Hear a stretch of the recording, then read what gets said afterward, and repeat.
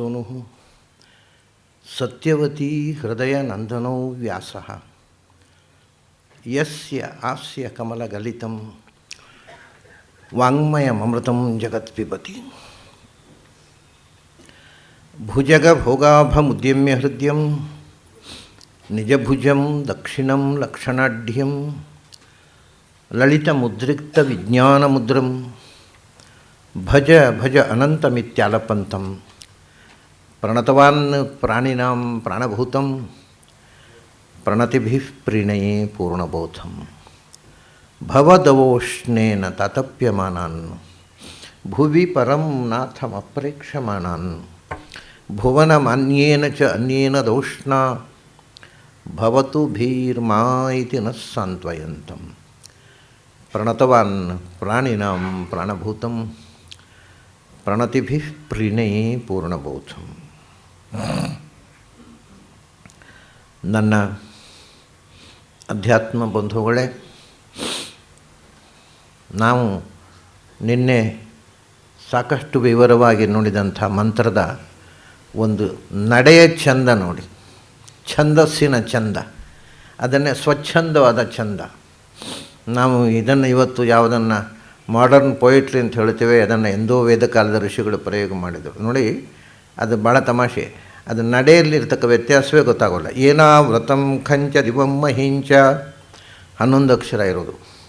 ಏನಾದಿತ್ಯಸ್ತಪಸೆ ತೇಜಸ ಭ್ರಾಜಸಾಚ 14 ಅಕ್ಷರ ಇದೆ. ಯಮಂತಃ ಮುದ್ರೇ ಕವಯೋ ವಯಂತಿ 12 ಅಕ್ಷರ ಇದೆ. ತದಕ್ಷರೇ ಪರಮೇ ಪ್ರಜಾ 9 ಅಕ್ಷರ. ಯಾವ ಒಂದು ಸಾಲು ಒಂದು ರಿದಮಿಗೆ ಹೊಂದಿಕೊಂಡಿಲ್ಲ. ಆದರೆ ನಿಮಗೆಲ್ಲೂ ಅದನ್ನು ಓದುವಾಗ ಛಂದೋಭಂಗ ಅನಿಸೋದಿಲ್ಲ. ಆ ನಡೆ ಅಷ್ಟು ಸುಂದರವಾಗಿದೆ. ಏನಾವೃತಂ ಖಂಚ ದಿವಂ ಮಹಿಂಚ ಏನಾದಿತ್ಯಸ್ತಪಸಿ ತೇಜಸ ಭ್ರಾಜಸಾಚ, ಎಲ್ಲೂ ಏನೂ ಛಂದಸ್ಸು ಬದಲಾಯಿತು ಅನ್ನೋದೇ ಅನ್ನಿಸುವುದಿಲ್ಲ. ಅಷ್ಟು ಸಹಜವಾಗಿ ಆ ನಡೆ ಹೋಗುತ್ತೆ. ಯಮಂತಃ ಸಮುದ್ರೇ ಕವಯೋ ವಯಂತಿ ತದಕ್ಷರೇ ಪರಮೇ ಪ್ರಜಾ. ಇನ್ನು ಮುಂದೆ 11 ಅಕ್ಷರತೆ ತ್ರಿಷ್ಟುಪ್ನಲ್ಲೇ ಬರುತ್ತೆ ಮಂತ್ರ. ಯತಃ ಪ್ರಸೂತ ಜಗತಃ ಪ್ರಸೂತಿ ತೋಯೇನ ಜೀವಾನ್ ವ್ಯಸಸರ್ಜ ಭೂಮ್ಯಾಂ ಯತ್ ಓಷಧೀಭಿಃ ಪುರುಷಾನ್ ಪಶೂಂಶ್ಚ ವಿವೇಶಭೂತಾನಿ ಚರಾಚರಾಣಿ. ಮತ್ತೆ ಒಂದು ಪ್ರಶ್ನೆ, ನಿನ್ನೆ ಹೇಳಿದ್ದನ್ನೇ ತೆಗೆದುಕೊಂಡು ಅವರು ಹೇಳ್ತಾರೆ, ಈ ಜಗತ್ತನ್ನು ಸೃಷ್ಟಿ ಮಾಡತಕ್ಕಂಥದ್ದು ಜಗತಃ ಪ್ರಸೂತಿ. ಜಗತ್ತನ್ನು ಪ್ರಸೂತಿ ಅಂತ ಅಂದರೆ ತಾಯಿ ಅಂತ ಅರ್ಥ. ಜಗತ್ತನ್ನು ಹೆತ್ತವಳು ತಾಯಿ ಪ್ರಕೃತಿ ಇದ್ದಾಳಲ್ಲ, ಯಾಕೆ ಬೇಕು ಭಗವಂತ ಮತ್ತೊಬ್ಬ ಅಂದರೆ ಜತಃ ಪ್ರಸೂತ ಜಗತಃ ಪ್ರಸೂತಿ. ಜಗತ್ತನ್ನು ಹೆತ್ತ ತಾಯಿಯೂ ಕೂಡ ಯಾರಿಂದ ಸೃಷ್ಟಿಸಲ್ಪಟ್ಟಳೋ, ಯಾರು ಇದನ್ನು ಅಂಬ್ರಿಣಿ ಸೂಕ್ತ ಹೇಳುತ್ತೆ. ಮಮ ಯೋನಿಹಿ ಅಪ್ಸು ಅಂತಃಸಮುದ್ರೇ, ಎಲ್ಲಕ್ಕೂ ಕಾರಣವಾಗಿರತಕ್ಕಂಥ, ಜಗತ್ತಿನ ಸೃಷ್ಟಿಗೆ ಕಾರಣವಾದ ಪ್ರಕೃತಿಗೂ ಮೂಲ ಕಾರಣವಾಗಿರತಕ್ಕಂಥ ಶಕ್ತಿ ಅದು ನಾರಾಯಣ ತತ್ವ ಅಂತ. ಯತಃ ಪ್ರಸೂತ ಜಗತಃ ಪ್ರಸೂತಿ. ಆ ಭಗವಂತ ಹೇಗೆ ಸೃಷ್ಟಿ ಮಾಡಿದ ಜೀವರನ್ನು? ಯತಃ ಪ್ರಸೂತ ಜಗತಃ ಪ್ರಸೂತಿ ತೋಯೇನ ಜೀವಾನ್ ವ್ಯಸಸರ್ಜ ಭೂಮ್ಯಾಂ. ಕೆಲವು ಕಡೆ ಕೆಲವು ಮಂದಿ ಹೀಗೆ ಹೇಳ್ತಾರೆ, ವ್ಯಚಸರ್ಜ ಅಂತ ಹೇಳ್ತಾರೆ. ತೋಯೇನ ಜೀವಾನ್ ವ್ಯಚಸರ್ಜ ಭೂಮ್ಯಾಂ ಅಂತ ಪ್ರಯೋಗ ಮಾಡ್ತಾರೆ. ಹಾಗೊಂದು ಪಾಠ ಇದೆ, ಆದರೆ ಮೂಲ ಪಾಠ ಬಹಳ ಪ್ರಾಚೀನವಾದಂಥ ಪಾಠ ಮತ್ತು ಹೆಚ್ಚು ಅಧಿಕೃತವಾದ ಪಾಠ ವ್ಯಸಸರ್ಜ ಅಂತ. ಇದು ಒಂದು ವ್ಯಾಕರಣ ಪ್ರಕಾರ ಕೂಡಿಸಲಿಕ್ಕೆ ಬಾರದಂಥ ಶಬ್ದವೇ, ವಿಚಿತ್ರವಾದ ಶಬ್ದ. ಭಗವಂತ ಪ್ರಕೃತಿಯ ಮೂಲಕ, ತಾಯಿಯ ಮೂಲಕ ಜೀವರನ್ನು ಸೃಷ್ಟಿ ಮಾಡಿದ. ಹೇಗೆ ಸೃಷ್ಟಿ ಮಾಡಿದ?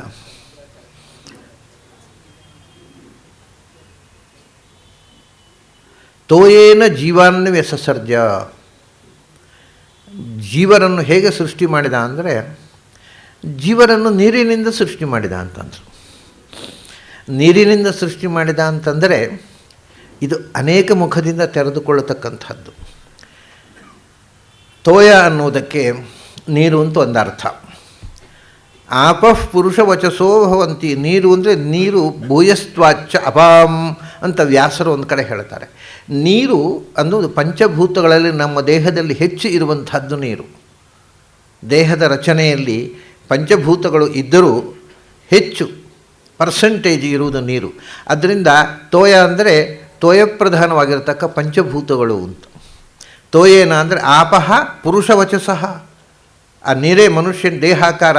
ಅದರಿಂದ ಅಲ್ಲಿ ಆಪಹ ಅಂದರೆ ದೇಹದ ಸೃಷ್ಟಿಗೆ ಕಾರಣವಾದ ಪಂಚಭೂತಗಳು ಅಂತ ಒಂದರ್ಥ, ನೀರು ಅಂತ ಒಂದರ್ಥ. ಇನ್ನೊಂದು ಅರ್ಥ ಇದೆ ಸಂಸ್ಕೃತದಲ್ಲಿ ಅಥವಾ ವೈದಿಕ ಸಂಸ್ಕೃತದಲ್ಲಿ, ನೀರಿಗೆ ವಾಚಕವಾಗಿರತಕ್ಕಂಥ ಶಬ್ದಗಳೆಲ್ಲವನ್ನು ಕರ್ಮ ಎನ್ನುವ ಅರ್ಥದಲ್ಲಿ ಹೇಳ್ತಾರೆ. ತೋಯೇನ ಜೀವನ್ವೇ ಸುಸರ್ಜ ಅಂದರೆ ತೋಯ ಅಂದರೆ ಕರ್ಮ. ಸ್ಥೂಲವಾಗಿ ಮೂರು ಅರ್ಥ. ತೋಯ ಅಂದರೆ ನೀವೇ ಒಂದು, ಇನ್ನೊಂದು ಕರ್ಮ, ಮೂರನೇದ್ದು ಅರ್ಥ ತೋಯ ಅಂದರೆ ಪಂಚಭೂತಗಳು. ಇದು ಈ ಮೂರು ಅರ್ಥವು ಇಲ್ಲಿ ಹೇಗೆ ಸೃಷ್ಟಿ ಮಾಡಿದ ಅಂತಂದರೆ ತೋಯೇನ ಜೀವಾನ್ವೇ ಸುಸರ್ಜ. ನೋಡಿ, ಮನುಷ್ಯ ಸೃಷ್ಟಿಯಾಗುವುದು ಒಂದು ಸ್ಪೂನು ರೇತಸ್ಸಿನಿಂದ, ನೀರಿನ ಒಂದು ಚಮಚ ನೀರಿನಿಂದ ದೇಹದ ಸೃಷ್ಟಿ. ಅದು ಮೇಲುನೋಟಕ್ಕೆ ಎಲ್ಲರಿಗೂ ಕಾಣತಕ್ಕಂಥ ಸಂಗತಿ. ಆದರೆ ಆ ರೇತಸ್ಸು ಒಂದು ದ್ರವ ದೇಹದ ಗರ್ಭದ ಒಳಕ್ಕೆ ಹೋಗಿ ಅದನ್ನು ಒಳಗೆ ಪಂಚಭೂತಾತ್ಮಕವಾಗಿ ರೂಪುಗೊಂಡು ಒಂದು ದೇಹ ರಚನೆ ಆಯಿತು. ಅವಾಗ ತೋಯೇನಂದೆ ಆ ಜಲಪ್ರಧಾನವಾಗಿ ಮಣ್ಣು, ನೀರು, ಬೆಂಕಿ, ಗಾಳಿ, ಆಕಾಶ ಎಲ್ಲ ಸೇರಿಕೊಂಡು ನಿನ್ನೆ ಇದನ್ನು ವಿವರಿಸಿದ್ದೆ ನಾನು ತಮಗೆ. ಮಣ್ಣು, ನೀರು, ಬೆಂಕಿ, ಗಾಳಿ ಎಲ್ಲ ಸೇರಿ ಒಂದು ದೇಹ ರಚನೆ ಆಯಿತು, ತೋಯೇನ. ಆಮೇಲೆ ಆ ದೇಹ ರಚನೆ ಒಬ್ಬೊಬ್ಬರದ್ದು ಒಂದೊಂದು ಥರ ಯಾಕಾಗತ್ತೆ. ಒಂದೊಂದು ಮನುಷ್ಯರಲ್ಲೇ ಒಬ್ಬೊಬ್ಬರದ್ದು ಒಂಥರ, ಆ ದೇಹದಲ್ಲಿ ಆಕಾರಗಳಲ್ಲಿ ವ್ಯತ್ಯಾಸಗಳು, ಆ ಜೀವದ ಮುಂದಿನ ಗತಿಯಲ್ಲಿ ವ್ಯತ್ಯಾಸಗಳು. ಸುಖ, ಕೆಲವರು ಹುಟ್ಟಿ ಸಂತೋಷ ಪಡ್ತಾರೆ, ಕೆಲವರು ದುಃಖ ಪಡ್ತಾರೆ, ಕೆಲವರು ಈ ಸಮಸ್ಯೆಗಳು ಒಳಗಾಗ್ತಾರೆ. ಏನೇನೋ ಒಬ್ಬೊಬ್ಬರದ್ದು ಒಂದೊಂದು ಥರ. ಮನುಷ್ಯರೇ ಆಗಬೇಕು ಅಂತಿಲ್ಲ. ಜೀವ ಅನ್ನಂತಂದರೆ ಮನುಷ್ಯರೇ ಅಲ್ಲ, ಪ್ರಾಣಿಗಳು, ಪಕ್ಷಿಗಳು ಎಲ್ಲವೂ ಜೀವಗಳೇ. ಅವುಗಳನ್ನು ಸೃಷ್ಟಿ ಮಾಡ್ತಾನೆ ಭಗವಂತ. ಜೀವಾನ್ ವ್ಯಸಸರ್ಜ. ಯಾವುದರಿಂದ ಅಷ್ಟು ಈ ವ್ಯತ್ಯಾಸಗಳು ಒಬ್ಬೊಬ್ಬ ಜೀವನಲ್ಲಿಯೂ ಅವನ ಗತಿಯಲ್ಲಿ, ಅವನ ಸುಖ ದುಃಖಗಳಲ್ಲಿ, ಅವನ ಭೋಗಗಳಲ್ಲಿ ಮತ್ತು ಆಕಾರಗಳಲ್ಲಿ, ಪ್ರಾಣಿ ಭೇದಗಳಲ್ಲಿ. ಅವನು ಮನುಷ್ಯನಾಗಿ ಯಾಕೆ ಹುಡ್ತಾನೆ, ಪ್ರಾಣಿಯಾಗಿ ಯಾಕೆ ಹುಡ್ತಾನೆ, ಇದು ಪ್ರಶ್ನೆ. ಅದಕ್ಕೆ ತೋಯೇನ ಅಂದರು. ಏನು ಅಂದರೆ ತೋಯೇನ ಜೀವಾನ್ವೇಷ. ಅವನು ಮಾಡಿದ ಕರ್ಮದಿಂದ ಅವನವನ ಮುಂದಿನ ಜನ್ಮದ ವ್ಯವಸ್ಥೆ ಆಯಿತು. ತೋಯೇನ ಅಂದರೆ ಕರ್ಮಣ. ನಾವು ಈ ಜನ್ಮದಲ್ಲಿ ಏನು ಮಾಡಿದೆವೋ ಅದಕ್ಕೆ ತಕ್ಕಂತೆ ಮುಂದಿನ ಜನ್ಮ, ಮುಂದಿನ ಜನ್ಮದಲ್ಲಿ ಏನು ಮಾಡ್ತೇವೋ ಅದಕ್ಕೆ ತಕ್ಕಂತೆ ಅದರ ಮುಂದಿನ ಜನ್ಮ. ಅಂದರೆ ಏನು ಅಂದರೆ ದಶಾವರಾಣಂ ಜನ್ಮನಾಂ ಕರ್ಮಾಣಿ ಜೀವ ಕರೋತಿ ಅಂತ. ಒಂದು ಜನ್ಮದಲ್ಲಿ ನಾವು ಮಾಡಿರ್ತಕ್ಕಂಥ ಕರ್ಮ ಅದು ಎಷ್ಟು ಇರುತ್ತೆ ಅಂದರೆ ಇನ್ನು 10 ಬಾರಿ ಹುಟ್ಟಲಿಕ್ಕೆ ಬೇಕಾದಷ್ಟು. ದಶಾವರಾಣಾಂ ದೇಹಾನಾಂ, ಒಂದು ಜನ್ಮದಲ್ಲಿ 10 ದೇಹ ಮತ್ತೆ ಬರಲಿಕ್ಕೆ ಬೇಕಾಗುವಷ್ಟು ಕರ್ಮಗಳ ಸಂಗ್ರಹ ಆಗುತ್ತೆ. ಸೊ ಅದು ಕ್ಯೂನಲ್ಲಿ ಆಗ್ತಾ ಇರ್ತದೆ ಮುಂದೆ. ಕಷ್ಟ ಏನು ಅಂದರೆ ಕ್ಯೂ ಬೆಳ್ಕೊಂಡು ಹೋಗೋದು, ಕಮ್ಮಿ ಆಗೋದಿಲ್ಲ.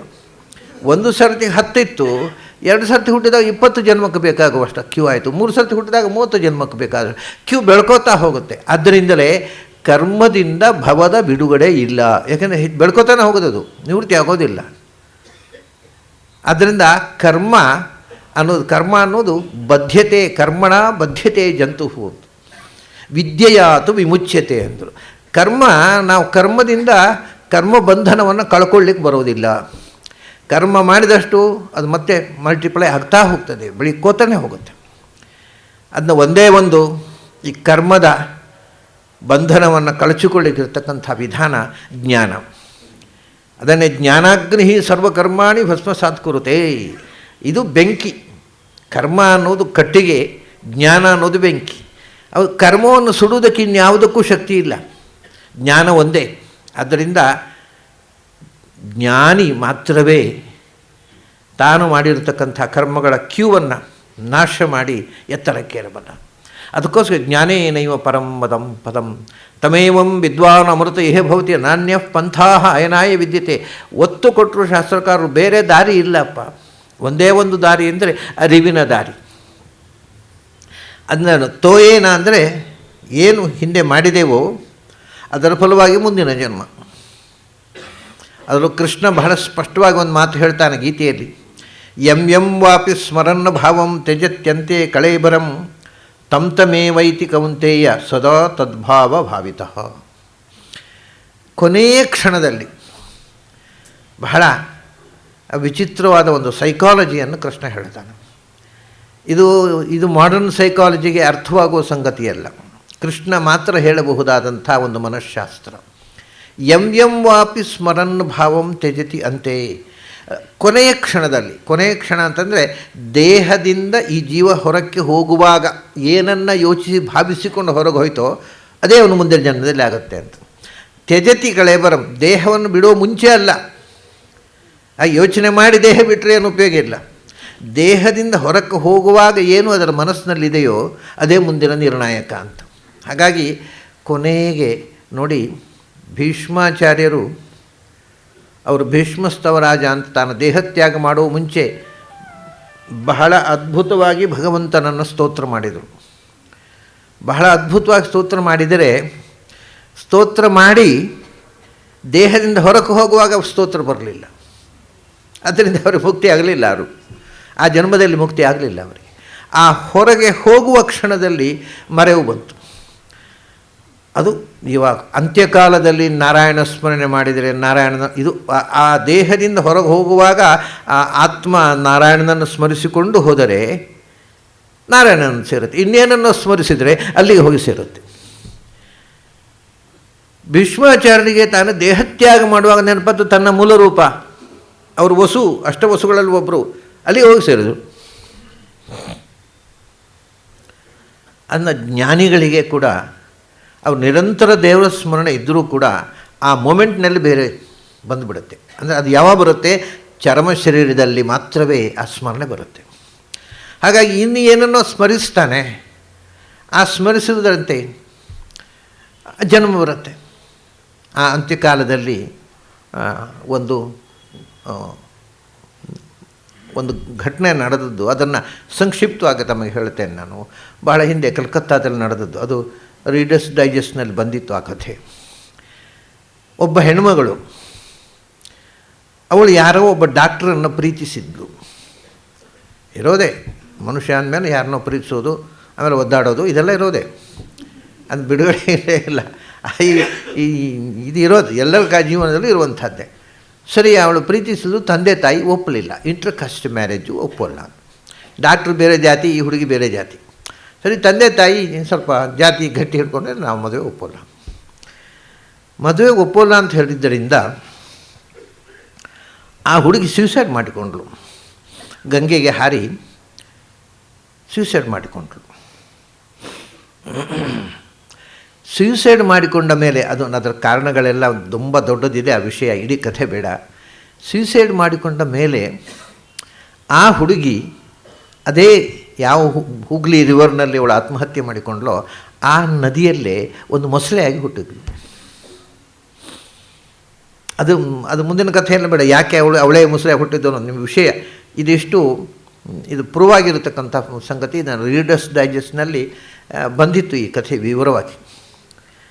ಅವಳು ಯಾಕೆ ಮೊಸಳೆಯಾಗಿ ಹುಟ್ಟಿದಳು ಅಂದರೆ, ಪ್ರಾಯ ಅವಳು ಆತ್ಮಹತ್ಯೆ ಮಾಡಿಕೊಳ್ಳುವಾಗ ಹೂಗ್ಲಿ ರಿವರಿಗೆ ಹಾರುವಾಗ ಮನುಷ್ಯರಾಗಿ ಹುಟ್ಟುವುದಕ್ಕಿಂತ ಈ ನೀರಿನಲ್ಲಿ ಒಂದು ಪ್ರಾಣಿಯಾಗಿ ಹುಟ್ಟಿದರೆ ನಾನು ಇಷ್ಟಪಟ್ಟಂಥ ಗಂಡಿನ ಜೊತೆಗೆ ಸಂಸಾರ ಮಾಡಬಹುದಿತ್ತೇನೋ. ಒಂದು ಮೀನಾಗಿ ಹುಟ್ಟಿದರೆ ಅಲ್ಲಿ ತಂದೆ ತಾಯಿ ಆ ಮೀನಿನ ಒಟ್ಟಿಗೆ ಹೋಗ್ಬೇಡ ಅಂತ ಹೇಳೋಲ್ಲ. ಅದು ಬೆಟರ್ ದ್ಯಾನ್ ದಿಸ್. ಮನುಷ್ಯನಾಗೋದ್ರಿಂದಲೂ ಇದೆಲ್ಲ ಸಮಸ್ಯೆಗಳು, ಈ ಜಾತಿ ನಿರ್ಬಂಧಗಳು, ಅಪ್ಪ ಅಮ್ಮನ ಏನೇನೋ ರಿಸ್ಟ್ರಿಕ್ಷನ್ಸು. ತಾನು ಬಯಸಿದವನ ಜೊತೆಗೆ ಬದುಕಲಿಕ್ಕೆ ಆಗಲಿಲ್ಲ ತನಗೆ. ನಾನು ಒಂದು ಮೀನಾಗಿ ಹುಟ್ಟಿದರೆ ಸ್ವಚ್ಛಂದವಾಗಿ ಬದುಕಬಹುದಿತ್ತು ಅಂತ ಅನಿಸಿಸತ್ಲು. ಒಂದು ಜಲಚರವಾಗಿ ಹುಟ್ಟಿದರೆ ಅದನ್ನ ಸಾಯುವ ಕ್ಷಣದಲ್ಲಿ ಅವ್ರಿಗೆ ನೆನಪಿದ್ದದ್ದು ಜಲಚರವಾಗಿ ಹುಟ್ಟುವುದು, ಅದು ನೀರಿನಲ್ಲಿ ಮೊಸಳೆಯಾಗಿ ಹುಟ್ಟಿದ್ದು. ಇದು ಇಂಥದ್ದು ಅನೇಕ ಘಟನೆಗಳಿವೆ. ನಿಮಗೆ ಪುರಾಣಗಳಲ್ಲಿ ಜಡಭರತನ ಕಥೆ ಇದೆ. ಅವನು ಭರತ ಚಕ್ರವರ್ತಿ. ಇಡೀ ದೇಶಕ್ಕೆ ಯಾರಿಂದ ಭಾರತ ಅಂತ ಹೆಸರು ಬಂತೋ ಅಂಥ ಒಬ್ಬ ಮಹಾರಾಜ. ಈ ದೇಶಕ್ಕೆ ಮೊಟ್ಟ ಮೊದಲು ಇದ್ದ ಹೆಸರು ಭಾರತ ಅಲ್ಲ, ಅಂಜನಾಭ ಅಂತ. ಅಂಜನಾಭ ದೇಶ ಅಂತ ಇದಕ್ಕೆ ಹೆಸರು. ಋಷಭದೇವ ಈ ದೇಶವನ್ನು ಆಳುವಾಗ ಇದಕ್ಕೆ ಇದ್ದ ಹೆಸರು ಅಂಜನಾಭ ಅಂತ. ಆಮೇಲೆ ಭರತ ಚಕ್ರವರ್ತಿ ಈ ದೇಶವನ್ನು ಆಳಿದ, ಭರತನ ಆಳಿದ ದೇಶ ಭಾರತ ಅಂತ ಆಯಿತು. ಇಬ್ಬರು ಭರತರಿದ್ದಾರೆ. ದುಷ್ಯಂತನ ಮಗ ಭರತ ಒಬ್ಬ ಇದ್ದಾನೆ. ಅವನಿಂದ ಆ ವಂಶಕ್ಕೆ ಹೆಸರು ಬಂತು ಭಾರತ ವಂಶ ಅಂತ. ಭರತ ಚಕ್ರವರ್ತಿ ಹುಟ್ಟಿದ ವಂಶ, ದೇಶಕ್ಕೆ ಹೆಸರು ಬರಲಿಲ್ಲ. ಈ ಋಷಭದೇವನ ಮಗನಾಗಿರತಕ್ಕ ಭರತ ಚಕ್ರವರ್ತಿ ಈ ದೇಶವನ್ನು ಆಳಿದ ಮೇಲೆ ಈ ದೇಶಕ್ಕೆ ಭಾರತ ಅಂತ ಹೆಸರು ಬಂತು. ಇಡೀ ದೇಶಕ್ಕೆ ಹೆಸರು ಕೊಟ್ಟಂಥ ಒಬ್ಬ ಮಹಾನ್ ವ್ಯಕ್ತಿ ಸತ್ತ ಮೇಲೆ ಜಿಂಕೆಯಾಗಿ ಹುಟ್ಟಿದ. ಇದು ಮಹಾಭಾರತ, ಭಾಗವತ ಬಹಳ ಸುಂದರವಾಗಿದೆ ಅನ್ನೋ ವಿವರ. ಬೇರೆ ಪುರಾಣಗಳಿದೆ, ಭಾಗವತ ಬಹಳ ಸುಂದರವಾಗಿ ಈ ಕಥೆಯನ್ನು ನಿರೂಪಣೆ ಮಾಡ್ತದೆ. ಯಾಕೆ ಹುಟ್ಟಿದ ಅಂದರೆ ನೋಡಿ, ಅವನು ದೊಡ್ಡ ಜ್ಞಾನಿ, ಸದಾ ಭಗವಂತನ ಚಿಂತನೆಯಲ್ಲೇ ಬದುಕಿದಂಥ ಮಹಾಜ್ಞಾನಿ. ಆದರೆ ಕೊನೆಯ ಕಾಲದಲ್ಲಿ ಒಂದು ಅಟ್ಯಾಚ್ಮೆಂಟು, ಒಂದು ಪಾಪ ತಾಯಿ ಸತ್ತು ಹೋಯಿತು, ಜಿಂಕೆ ಮರಿ, ಅನಾಥವಾದ ಜಿಂಕೆ ಮರಿ ಸಿಕ್ಕಿತು ಅವನಿಗೆ. ತಾಯಿ ನೀರಿನಲ್ಲಿ ಬಿದ್ದು ಸತ್ತು ಹೋಯಿತು, ಅದು ನೀರಿಗೆ ಹಾರಿತು. ಸಿಂಹದ ಗರ್ಜನೆ ಕೇಳಿ ನೀರು ಕುಡಿತಾ ಇದ್ದ ಆ ಹುಲ್ಲೆ ಹೆದರಿ ಹಾರಿತು, ಅದು ಗರ್ಭಸ್ರಾವಾಗಿ ನೀರಿನಲ್ಲಿ ಕೊಚ್ಚಿಕೊಂಡು ಹೋಯ್ತು. ಅದು ತಾಯಿ ಸತ್ತು ಹೋಯಿತು, ಮಗು ಉಳಿಯಿತು. ಇವನಿಗೆ ಅಟ್ಯಾಚ್ಮೆಂಟ್, ಅಯ್ಯೋ ಪಾಪ ತಬ್ಬಲಿ ತಾಯಿ ಇಲ್ಲದ ಮಗು ಅಂತ ಜಿಂಕೆ ಮರಿಗೆ ತಾನು ಹಾಲು ತಿನ್ನಿಸಿ, ಆಹಾರ ತಿನ್ನಿಸಿ, ಹುಲ್ಲು ತಿನ್ನಿಸಿ ಸಾಕಿದ. ಮನುಷ್ಯನನ್ನು ಅಂದರೆ ಆ ಕೊನೆಯ ಕ್ಷಣದಲ್ಲಿ ಅವನ ಮನಸ್ಸನ್ನು ಡೈವರ್ಟ್ ಮಾಡಲಿಕ್ಕೆ ಏನೇನೋ ವಿಧಿ ವಿಚಿತ್ರ ಮಾಡುತ್ತೆ ನೋಡಿ. ಅವನು ಸಾಯೋ ಕಾಲದಲ್ಲಿ ದೇವರ ಸ್ಮರಣೆ ಬರಲಿಲ್ಲ. ನಾನು ಸತ್ರ ಜಿಂಕೆಗೆ ಯಾರ ಗತಿ ಪಾಪ, ತಾಯಿ ಇಲ್ಲ, ತಬ್ಬಲಿ ಜಿಂಕೆ, ಅಯ್ಯೋ ಜಿಂಕೆ ತಬ್ಬಲಿಯಾಗಿ ಸಾಯುತ್ತಲ್ಲ ಅಂತ ಯೋಚನೆ ಮಾಡಿದ. ಇವನೇ ಜಿಂಕೆಯಾಗಿ ಹುಟ್ಟಿದ. ಇದು ಬಹಳ ಮಹತ್ವದ ಸಂಗತಿಗಳು. ಇಂಥದ್ದು ತುಂಬ ಘಟನೆಗಳು ನಮಗೆ ಪುರಾಣದಲ್ಲೂ ಸಿಗ್ತವೆ, ಲೋಕದಲ್ಲೂ ಇಂಥ ಘಟನೆಗಳು ನಡೆದದ್ದನ್ನು ನೀವು ಅಬ್ಸರ್ವ್ ಮಾಡಿದರೆ ಗೊತ್ತಾಗುತ್ತೆ. ಅದರಿಂದ ನಮ್ಮ ತೋಯೆ ಹೇಗೋ, ಅದು ನಮ್ಮ ಕರ್ಮದ ಗತಿ ಹೇಗೋ, ಅದಕ್ಕೆ ಸರಿಯಾಗಿ ಅಂತ್ಯಕಾಲದಲ್ಲಿ ಸ್ಮರಣೆ ಆಗುತ್ತೆ, ನೆನಪು, ಅದೇ ಹುಟ್ಟು ಬಂದುಬಿಡುತ್ತೆ. ಅದನ್ನೇ ಕೃಷ್ಣ ಎಂ ವಾಪಿ ಸ್ಮರನ್ ಭಾವಂ ತ್ಯಜತಿ ಅಂತೆ. ದೇಹ ತ್ಯಾಗ ಮಾಡುವಾಗ ಆ ಸ್ಮರಣೆ ಬರಬೇಕು, ಸ್ಮರಣೆ ಮಾಡ್ತಾ ದೇಹದಿಂದ ಹೊರಗೆ ಹೊರಟು ಹೋಗಬೇಕು ಆ ಜೀವ. ಆ ಸ್ಮರಣೆ ಬರುವುದಕ್ಕೆ ಅದು ಹಿಂದಿನ ಕರ್ಮ ಕಾರಣ. ಹೌದು, ಈ ಜನ್ಮಕ್ಕೆ ಇದರ ಹಿಂದಿನ ಜನ್ಮ ಕಾರಣ, ಆ ಕರ್ಮಕ್ಕೆ ಅದರ ಹಿಂದಿನ ಜನ್ಮ ಕಾರಣ. ಯಾವತ್ತೋ ಒಂದು ಮೊದಲನೇ ಸೃಷ್ಟಿಯಲ್ಲಿ ಎಲ್ಲಿತ್ತು ಕರ್ಮ? ಇದೆಲ್ಲ ಪ್ರಶ್ನೆಗಳು ಬರ್ತವೆ. ಸಾಮಾನ್ಯ ಜನರಿಗೆ ಇಂಥ ಗೊಂದಲಗಳು ಬರ್ತವೆ. ಬಂದ ಕೂಡಲೇ ಪ್ರಶ್ನೆಗಳು ಉತ್ತರ ಸಿಗದೆ ಸುಮ್ಮನೆ ಗೊಂದಲ ಮಾಡಿಕೊಳ್ತಾರೆ. ಕರ್ಮ ಅನ್ನುವುದು ಮಾಡಿಯೇ ಮಾಡಬೇಕಾಗಿಲ್ಲ. ಕರ್ಮ ಸೀಡಿನ ಫಾರ್ಮಿನಲ್ಲಿ ಪ್ರತಿಯೊಂದು ಜೀವದ ಸ್ವರೂಪದಲ್ಲಿದೆ. ಅದು ಮೊದಲ ಸೃಷ್ಟಿಯಲ್ಲಿ ಅದರ ಕರ್ಮದ ಶಕ್ತಿ ಏನಿದೆ ಅದು ಅಭಿವ್ಯಕ್ತಿ ಅಲ್ಲ, ಶಕ್ತಿ ರೂಪದಲ್ಲಿ ಪ್ರತಿಯೊಬ್ಬ ಜೀವನದಲ್ಲಿ ಸ್ವಭಾವ, ಆ ಜೀವದ ಸ್ವಭಾವ ಅಂತ ಅದು ಇದೆ. ಹೇಗೆ ಅಂದರೆ ಒಂದು ಸೀಡಿ ಇದೆ ನೋಡಿ, ಒಂದು ಬೀಜ, ಕ್ಷುದ್ರ ಬೀಜಗಳು ಹೇಗಿರ್ತವೆ ಅಂದರೆ ಕೊಂಡೋಗಿ ನಾವು ಬೀಜ ಬಿತ್ತೇವೆ, ಒಂದು ಸಣ್ಣ ಬೀಜ, ಅದು ಹೆಮ್ಮರವಾಗುತ್ತೆ. ಯಾವ ಬೀಜವೋ ಅದು, ಮಾವಿನ ಬೀಜ ಬಿತ್ತರೆ ಮಾವಿನ ಮರ ಆಗುತ್ತೆ, ಹುಣಸೆ ಬೀಜ ಬಿತ್ತರೆ ಹುಣಸಿನ ಮರ ಆಗುತ್ತೆ, ಇನ್ನೊಂದು ಹಲಸಿನ ಬೀಜ ಬಿತ್ತರೆ ಹಲಸಿನ ಮರ. ಅಂದರೆ ಆ ಬೀಜದಲ್ಲಿ ಮುಂದೆ ಆಗತಕ್ಕಂಥ ಆ ಬೇರೆ ಬೇರೆ ಸ್ವಭಾವದ ಮರ ಆಗಲಿಕ್ಕೆ ಬೇಕಾದಂಥ ಕ್ವಾಲಿಟಿ ಅಲ್ಲಿ ಇರಬೇಕಲ್ಲ ಬೀಜದಲ್ಲಿ. ಕ್ಷುದ್ರ ಮಿಶ್ರಾಣಿವ ಬೀಜಾನಿ ಅಂತಂದ್ರೆ ಐತರೆಯ ಉಪನಿಷತ್ನಲ್ಲಿ. ಜೀವಗಳು ಹಾಗೆಯೇ ಅಂತ. ಆ ಜೀವ ಸ್ವಭಾವವನ್ನು ಹೊತ್ತುಕೊಂಡೇ ಇದೆ, ಅದು ಆ ಸ್ವಭಾವಕ್ಕೆ ತಕ್ಕಂತೆ ಅದು ಬೆಳೀತದೆ. ಹಾಗೆ ಜೀವಕ್ಕೆ ಒಂದು ಕರ್ಮದ ಸ್ವಭಾವ ಅಂಟಿಕೊಂಡೇ ಇದೆ. ಆ ಜೀವದ ಸ್ವಭಾವ ಏನು ಅಂಟಿಕೊಂಡಿದೆಯೋ ಕರ್ಮ, ಆ ಕರ್ಮ ತಕ್ಕಂತೆ ಆಗತ್ತೆ. ಅದರಿಂದ ಕರ್ಮ ಎಲ್ಲಿಂದ ಬಂತು? ಮಾಡಿಯೇ ಬರೋದಲ್ಲ, ಅದು ಇರೋದೇ ವ್ಯಕ್ತ ಆಗೋದು. ಅದರಿಂದ ಅವನ ಜೀವದ ಸ್ವಭಾವದಲ್ಲಿ ಏನು ಕರ್ಮ ಇದೆಯೋ ಅದಕ್ಕೆ ತಕ್ಕಂತೆ ತೋಯೇನ ಜೀವಾನ್ವೇಷ ಸರ್ಜ. ಇವಾಗ ಭಗವಂತನಿಗೂ ಒಂದು ಹೊಣೆ ಕಮ್ಮಿ ಆಯ್ತು. ಈಗ ಅದೇನು ದೇವರು ಒಬ್ಬೊಬ್ಬನೊಂದೊಂದು ಥರ ಮಾಡೋದು, ದೇವರು ಯಾಕೆ ಡಿಸ್ಕ್ರಿಮಿನೇಷನ್ ಮಾಡೋದು? ಎಲ್ಲರನ್ನು ಒಂದೇ ಥರ ಸೃಷ್ಟಿ ಮಾಡಬಾರ್ದಿತ್ತ? ಎಲ್ಲರನ್ನು ಆನಂದದಿಂದ ಸೃಷ್ಟಿ ಮಾಡಿಬಿಡೋದು. ಎಲ್ಲರೂ ಶ್ರೀಮಂತರು, ಎಲ್ಲರಿಗೂ ಬಂಗ್ಲೆ, ಎಲ್ಲರಿಗೂ ಕಾರು.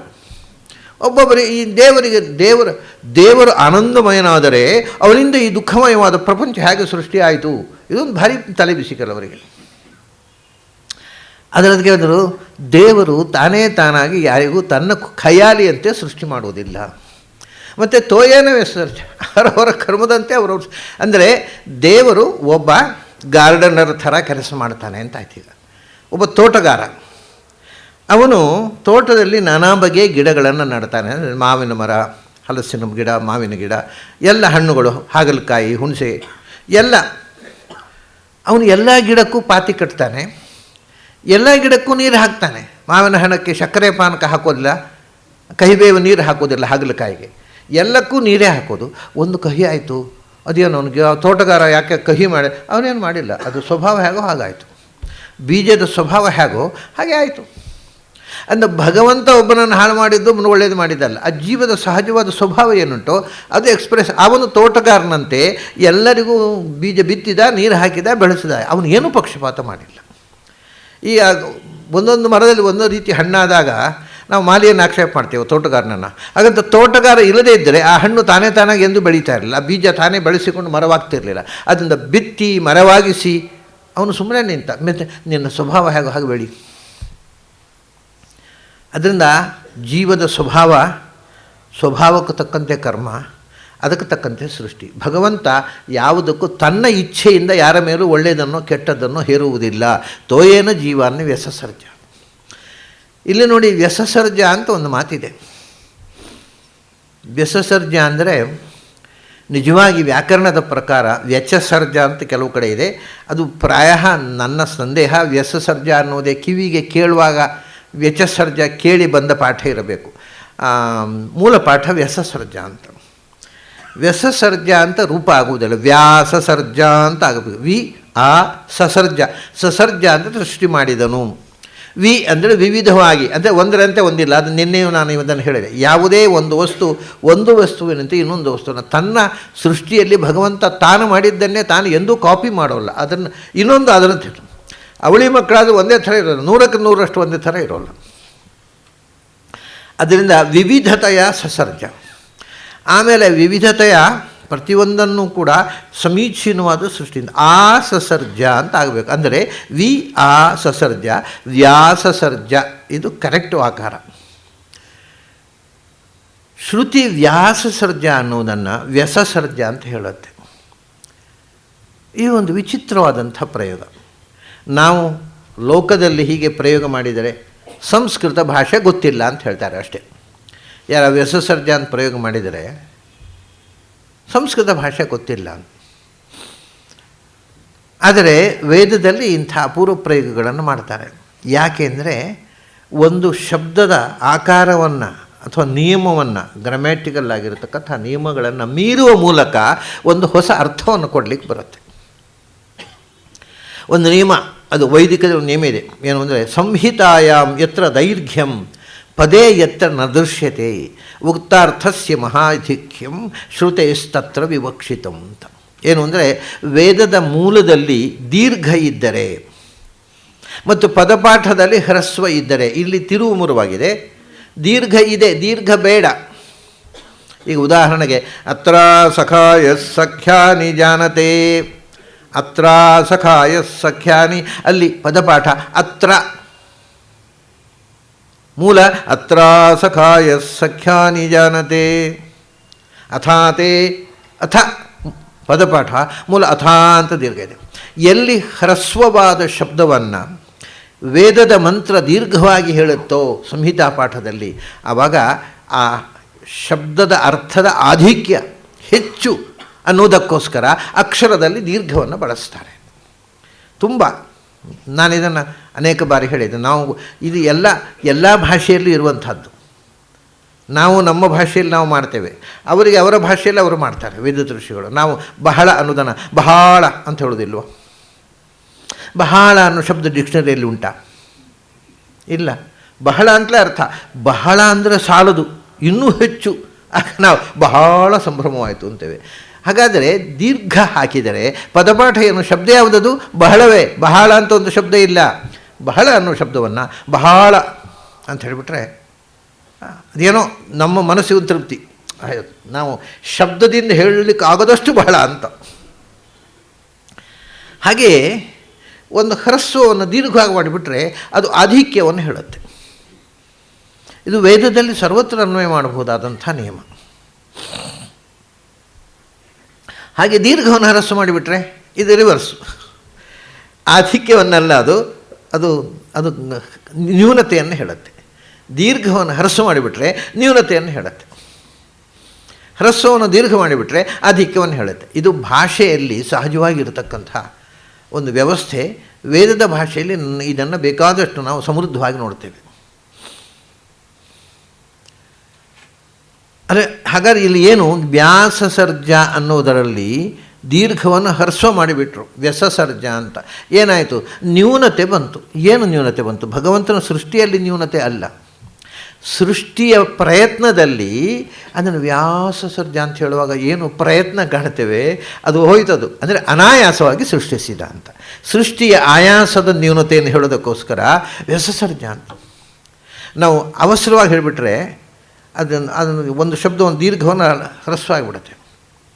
ನಾವು ಮಾತಾಡುವಾಗ ನಾವು ಸ್ವರಗಳನ್ನು ಬದಲಿಸ್ತೇವೆ. ನಾವು ಕನ್ನಡದಲ್ಲೂ ಇದೆಲ್ಲ ಇದೆ, ವೇದದಲ್ಲಿ ಮಾತ್ರ ಅಲ್ಲ. ನಾನು ಯಾಕೆ ಹೇಳ್ತೇನೆ ಅಂದರೆ ಅದೇನೋ ವೇದದ್ದು ಋಷಿಗಳ ಭಾಷೆ ಏನು ತಿಳ್ಕೊಬೇಡಿ, ಎಲ್ಲ ಭಾಷೆಯಲ್ಲೂ ಇದೆ. ನಾವು ಹೋಗುತ್ತೇನೆ ಅಂತ ಶಬ್ದ, ಹೋಗ್ತೇನೆ. ಯಾರು ಕೂಡ ಪ್ರತಿ ಸರ್ತಿ ನಾನು ಹೋಗುತ್ತೇನೆ ಅಂತ ಹೇಳೋಲ್ಲ ಕನ್ನಡ ಗೊತ್ತಿದ್ದವರು. ನಾನು ಹೋಗ್ತೀನಿ, ಅರೆ ನಾನು ಹೋಗ್ತೇನೆ ಅಂದರೆ ಯಾವ ಭಾಷೆ ಅದು? ಅದು ಶಬ್ದಕ್ಕೆ ಹೋಗುತ್ತೇನೆ. ಆ ಹೂವನ್ನು ತೆಗೆದುಬಿಟ್ರೆ ನಾನು ಹೋಗ್ತೇನೆ ಅಂದರೆ ನಾನು ಈಗಲೇ ಹೋಗ್ತೇನೆ ಅಂತ ಎಮರ್ಜೆನ್ಸಿ ಅಂತ ತೋರಿಸುತ್ತೆ, ಅದು ಒಂದು ಅಕ್ಷರ ಲೋಪ. ಹಾಗೆ ಭಾಷೆಯಲ್ಲಿ ನಾವು ಅಕ್ಷರಗಳನ್ನು ಮಾಡುತ್ತೇನೆ, ಮಾಡ್ತೇನೆ, ಇದೆಲ್ಲ ಇನ್ನೂ ವಿಚಿತ್ರವಾಗಿದೆ. ಬೇರೆ ಭಾಷೆಗೆ ಬೆಳಕೋತ ಹೋದ ಹಾಗೆ ನೋಡಿ, ಬಡಿಯಬೇಡ,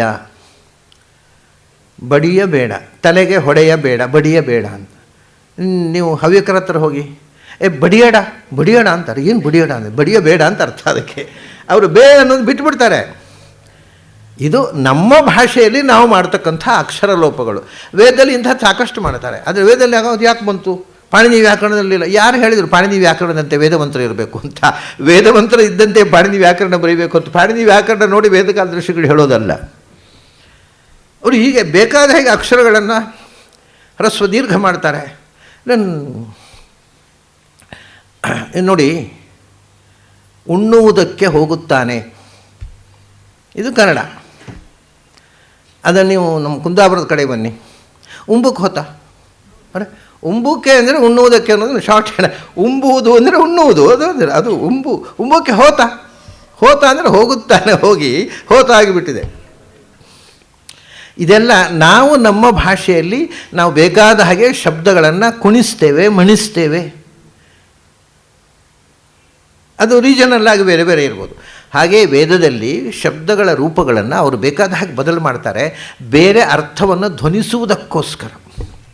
ಇಲ್ಲಿ ಕೆಲವು ನಾವು ನಮ್ಮ ಮಾತಾಡಲಿಕ್ಕೆ ನಮ್ಮ ಔದಾಸೀನ್ಯದಿಂದಲೂ ಕೆಲವು ಅಕ್ಷರ ನುಂಗೋದುಂಟು. ವೇದದ ಋಷಿಗಳಿಗೆ ಔದಾಸೀನ್ಯ ಇಲ್ಲ. ಅವರು ಸೇರಿಸಿದರೆ ಅರ್ಥ ಇದೆ, ಲೋಪ ಮಾಡಿದರೂ ಅರ್ಥ ಇದೆ. ಹಾಗೆ ಅದರಿಂದ ವ್ಯಸಸರ್ಜ ಅಂದರೆ ವ್ಯಾಸಸರ್ಜ. ವ್ಯಾಸಸರ್ಜ ಅಂತ ಹೇಳುವಾಗ ಸೃಷ್ಟಿಯ ಒಂದು ಎಫರ್ಟ್ ಕಾಣುತ್ತೆ ನೋಡಿ. ಅದನ್ನು ವ್ಯಸಸರ್ಜ ಅಂದರೆ ವಿದೌಟ್ ಎಫರ್ಟ್, ಅವನು ಸೃಷ್ಟಿಯ ಪ್ರಯತ್ನವೇ ಇಲ್ಲ, ಅನಾಯಾಸವಾಗಿ. ಇವನ್ ಈ ಮಾತನ್ನು ಯಾವಾಗಲೂ ಹೇಳ್ತೇನೆ ನಾನು. ಇನ್ನು ಎಲ್ಲ ಕಡೆ ಇದೆ ಈ ಮಾತು ನೋಡಿ, ಇದು ಕುರಾನ್ನಲ್ಲಿರೋ ಮಾತು. When he decrees a thing he says to it and it is. He says to it be and it is. ಅವನು ಪ್ರಯತ್ನ ಮಾಡೋಲ್ಲ ಅಂತ ಒಂದು ವಸ್ತು ಸೃಷ್ಟಿ ಮಾಡಿ ಮತ್ತೆ ಆಗು ಅಂತ ಹೇಳ್ತಾನೆ, ಆಗಿಬಿಡುತ್ತೆ. He says to it be and it is. ಇದು ವ್ಯಸಸರ್ಜ. ಸೃಷ್ಟಿಯಲ್ಲಿ ಆ ವ್ಯಾಸಂಗ ಅಂದರೆ ವಿಶೇಷವಾದ ಅಟ್ಯಾಚ್ಮೆಂಟು, ಎಫರ್ಟು ಇಲ್ಲ. ಅಂದರೆ ವ್ಯಾಸಂಗ, ಅಂದರೆ ಓವರ್ ಎಫರ್ಟು, ಓವರ್ ಅಟ್ಯಾಚ್ಮೆಂಟು ಅದು ಇಲ್ಲವೇ ಇಲ್ಲ. ಅವನು ಆ ಪ್ರಯತ್ನವೂ ಇಲ್ಲ, ಅದು ಅಟ್ಯಾಚ್ಮೆಂಟು ಇಲ್ಲ. ಆಗುಂತ ಹೇಳಿದ್ರೆ ಆಯಿತು ಅಷ್ಟೇ. ಅದಕ್ಕೆ ವ್ಯಾಸಸರ್ಜ ಅನ್ನೋದನ್ನು ವ್ಯಸಸರ್ಜ ಅಂತ ಅಂದ್ಬಿಡ್ತಾರೆ. ಇದೆಲ್ಲ ವೇದಕಾಲದ ಸೊಬಗುಗಳು. ಇಂಥ ಭಾಷೆಯನ್ನು ಮತ್ತು ಛಂದಸ್ಸನ್ನು ಮುರಿಯೋ ಸೊಬಗು ತುಂಬ ಸಿಗೋದು ಇಲ್ಲೇ ಈ ಉಪನಿಷತ್ನಲ್ಲೇ, ಬಹಳ ಅದ್ಭುತವಾಗಿ ಸಿಗುತ್ತೆ. ಹಾಗಾಗಿ ತೋಯೇನ ಜೀವಾನ್ಯ ವ್ಯಸಸರ್ಜ. ತೋಯದಿಂದ ಅಂದರೆ ಅವನು ಒಂದು ನೀರಿನಿಂದಲೇ.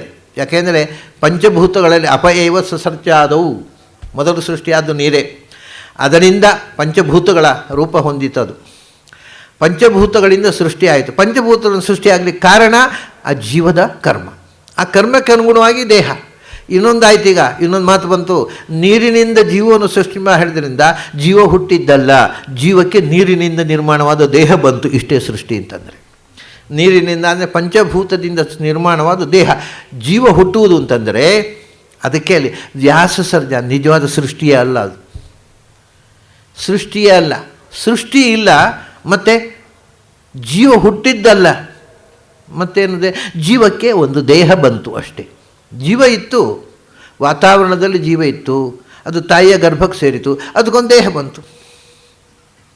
ಅಂದರೆ ಜೀವಕ್ಕೆ ದೇಹ ಬಂತು, ಆಮೇಲೆ ಒಂದು ದಿವಸ ಹೋಗುತ್ತೆ.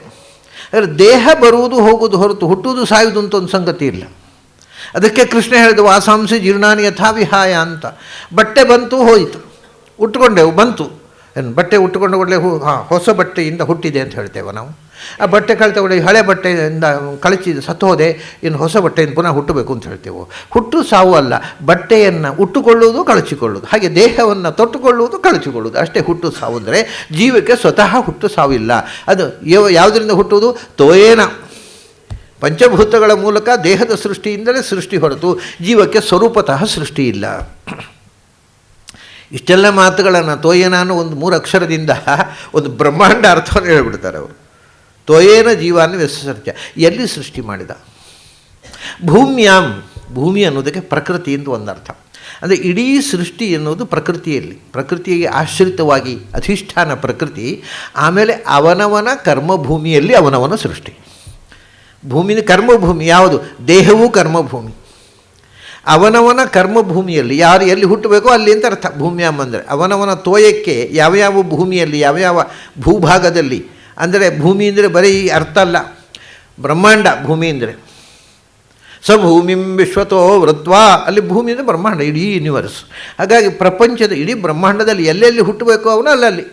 ಅದು ಭೂಮಿಯಾದರೆ ಭೂಮಿ, ಭೂಮಿಯಲ್ಲಿ ಏನಾಗಿ ಹುಟ್ಟಬೇಕೋ ಅದು, ಪ್ರಾಣಿಯಾಗಿ ಆದರೆ ಪ್ರಾಣಿಯಾಗಿ, ಮನುಷ್ಯರಾಗಿ ಎಲ್ಲವೂ. ಯಾಕೆಂದರೆ ತೋಯೇನ, ಅವನು ಉಪನಿಷತ್ನ ಹೇಳ್ತಾರೆ, ಸಹ್ಯವೃಕೋವ ವ್ಯಾಘ್ರೋವ ವರಾಹೋವ ಯದ್ಯದ್ಭವತಿ ತತ್ತದಾ ಭವಂತಿ. ಆಗ್ತಾನೆ, ಮಾಡಬಾರದೆ ಕೆಲಸ ಮಾಡಿದರೆ ಏನಾಗ್ತಾನೆ? ತೈಹ ವೃಕಾವ ವರೌಹವ ವ್ಯಾಘ್ರೋವ ವೃಕೋವ ವರಾಹೋವ ಯದ್ಯದ್ಭವಂತಿ ತತ್ತದಾ ಭವಂತಿ. ಅವರು ತೋಳವಾಗಿ ಹುಟ್ಟಬಹುದು. ಮನುಷ್ಯನಾಗಿದ್ದಾಗ ತೋಳನ ಬುದ್ಧಿ ಮಾಡಿದರೆ ಮುಂದೆ ತೋಳವೇ ಆಗ್ತಾರೆ. ಮನುಷ್ಯರಿಗೆ ಎಲ್ಲ ಬುದ್ಧಿ ಇದೆ, ತೋಳದ ಬುದ್ಧಿ ಪ್ರಯೋಗಿಸಿದರೆ ಮುಂದಿನ ತೋಳವೇ ಆಗ್ತಾನೆ. ಹಂದಿಯಾಗಿ ಹೊಲಸು ಮಾತನಾಡುವುದೇ ಜೀವನ ಮಾಡಿಕೊಂಡವನು ಮುಂದಿನ ಹಂದಿ ಆಗ್ತಾನೆ. ಬಹಳ ಕ್ರೂಯಲ್ಲಾಗಿ ಟೆರರಿಸ್ಟ್ ಆದವ ಮುಂದಿನ ಹುಲಿ ಆಗ್ತಾನೆ. ವ್ಯಾಘ್ರೋವ ವರಾಹೋವ ಯದ್ಯದ್ಭವಂತಿ ತತ್ತದಾ ಭವಂತಿ. ಹಾಗಾಗಿ ಅವನು ಕರ್ಮಭೂಮಿ ಯಾವುದೋ, ಅವನು ಮಾಡಿದ ಕರ್ಮಕ್ಕೆ ತಕ್ಕಂತೆ ಅವನಿಗೆ ಭೂಮಿ. ಭೂಮಿ ಅಂದರೆ ಭೋಗಭೂಮಿ. ಅವನ ಶರೀರ, ಅವನು ಹುಟ್ಟುವ ಜಾಗ, ಹುಟ್ಟುವ ಯೋನಿ ಎಲ್ಲವೂ ಭೋಗಭೂಮಿ. ಯದೋಷಧೀಭಿ ಪುರುಷಾನ್ನ ಪಶೂಂಶ್ಚ ವಿವೇಶ ಭೂತಾನಿ ಚರಾಚರಾಣಿ ಅಂದು ಮುಂದೆ ಹೇಳ್ತಾರೆ ನೋಡಿ. ಎಲ್ಲದರ ಒಳಗೆ ಭಗವಂತ ಸೇರಿಕೊಂಡ. ಸೃಷ್ಟಿ ಮಾಡಿದ ಯಾವುದನ್ನು? ಜೀವಾನ್ನಂತಂದರೆ ಅದನ್ನು ವಿವರಿಸಿದ್ರು. ಪುರುಷಾನ್ನ ಪಶೂಂಶ್ಚ, ಆ ಜೀವ ಪುರುಷ ಅಂದರೆ ಮನುಷ್ಯನಾಗಿ ಹುಟ್ಟಬೋದು. ಪುರುಷ ಅಂದರೆ ನಾನು ನಿನ್ನೆ ಹೇಳಿದ್ದೆ, ಪುರುಷ ಅಂದರೆ ಗಂಡಸು ಅಂತ ಅರ್ಥ ಅಲ್ಲ, ಹ್ಯೂಮನ್ ಬೀಯಿಂಗ್ ಅಂತ ಅರ್ಥ. ನಿಜವಾದ ಸಂಸ್ಕೃತದಲ್ಲಿ, ಪ್ರಾಚೀನ ಸಂಸ್ಕೃತದಲ್ಲಿ ಪುರುಷ ಅಂದರೆ ಹ್ಯೂಮನ್ ಬೀಯಿಂಗು, ಗಂಡಸು ಹೆಂಗಸು ಇಬ್ಬರು ಪುರುಷರೇ. ಆಮೇಲೆ ಬಂದದ್ದು ಅದು. ಪುರುಷರು ಅಂದರೆ ಗಂಡಸರು ಅನ್ನುವ ಅರ್ಥ ವ್ಯವಹಾರದಲ್ಲಿ ಬಂದದ್ದು. ಶಾಸ್ತ್ರೀಯ ಪರಿಭಾಷೆಯಲ್ಲಿ ಪುರುಷ ಅಂದರೆ ಹ್ಯೂಮನ್ ಬೀಯಿಂಗ್, ಸಾಧಕ ಜೀವ. ಬರೀ ಹ್ಯೂಮನ್ ಬೀಯಿಂಗ್ ಮೊದಲು ಬೇಡ, ಪುರದಲ್ಲಿ ಇರುವ ಅಂತ ಹೇಳಿದಾನೆ. ಪುರ ಅಂದರೆ ಸಾಧನ ಶರೀರ. ಸಾಧನ ಶರೀರದಲ್ಲಿ ಇರತಕ್ಕ ಸಾಧಕ ಜೀವ ಪುರುಷ. ಅದು ಸ್ತ್ರೀ ಶರೀರವಾಗ್ಬೋದು, ಪುರುಷ ಶರೀರವಾಗ್ಬೋದು, ಅದು ಅವರಿಗೆ ಮುಖ್ಯ ಅಲ್ಲ.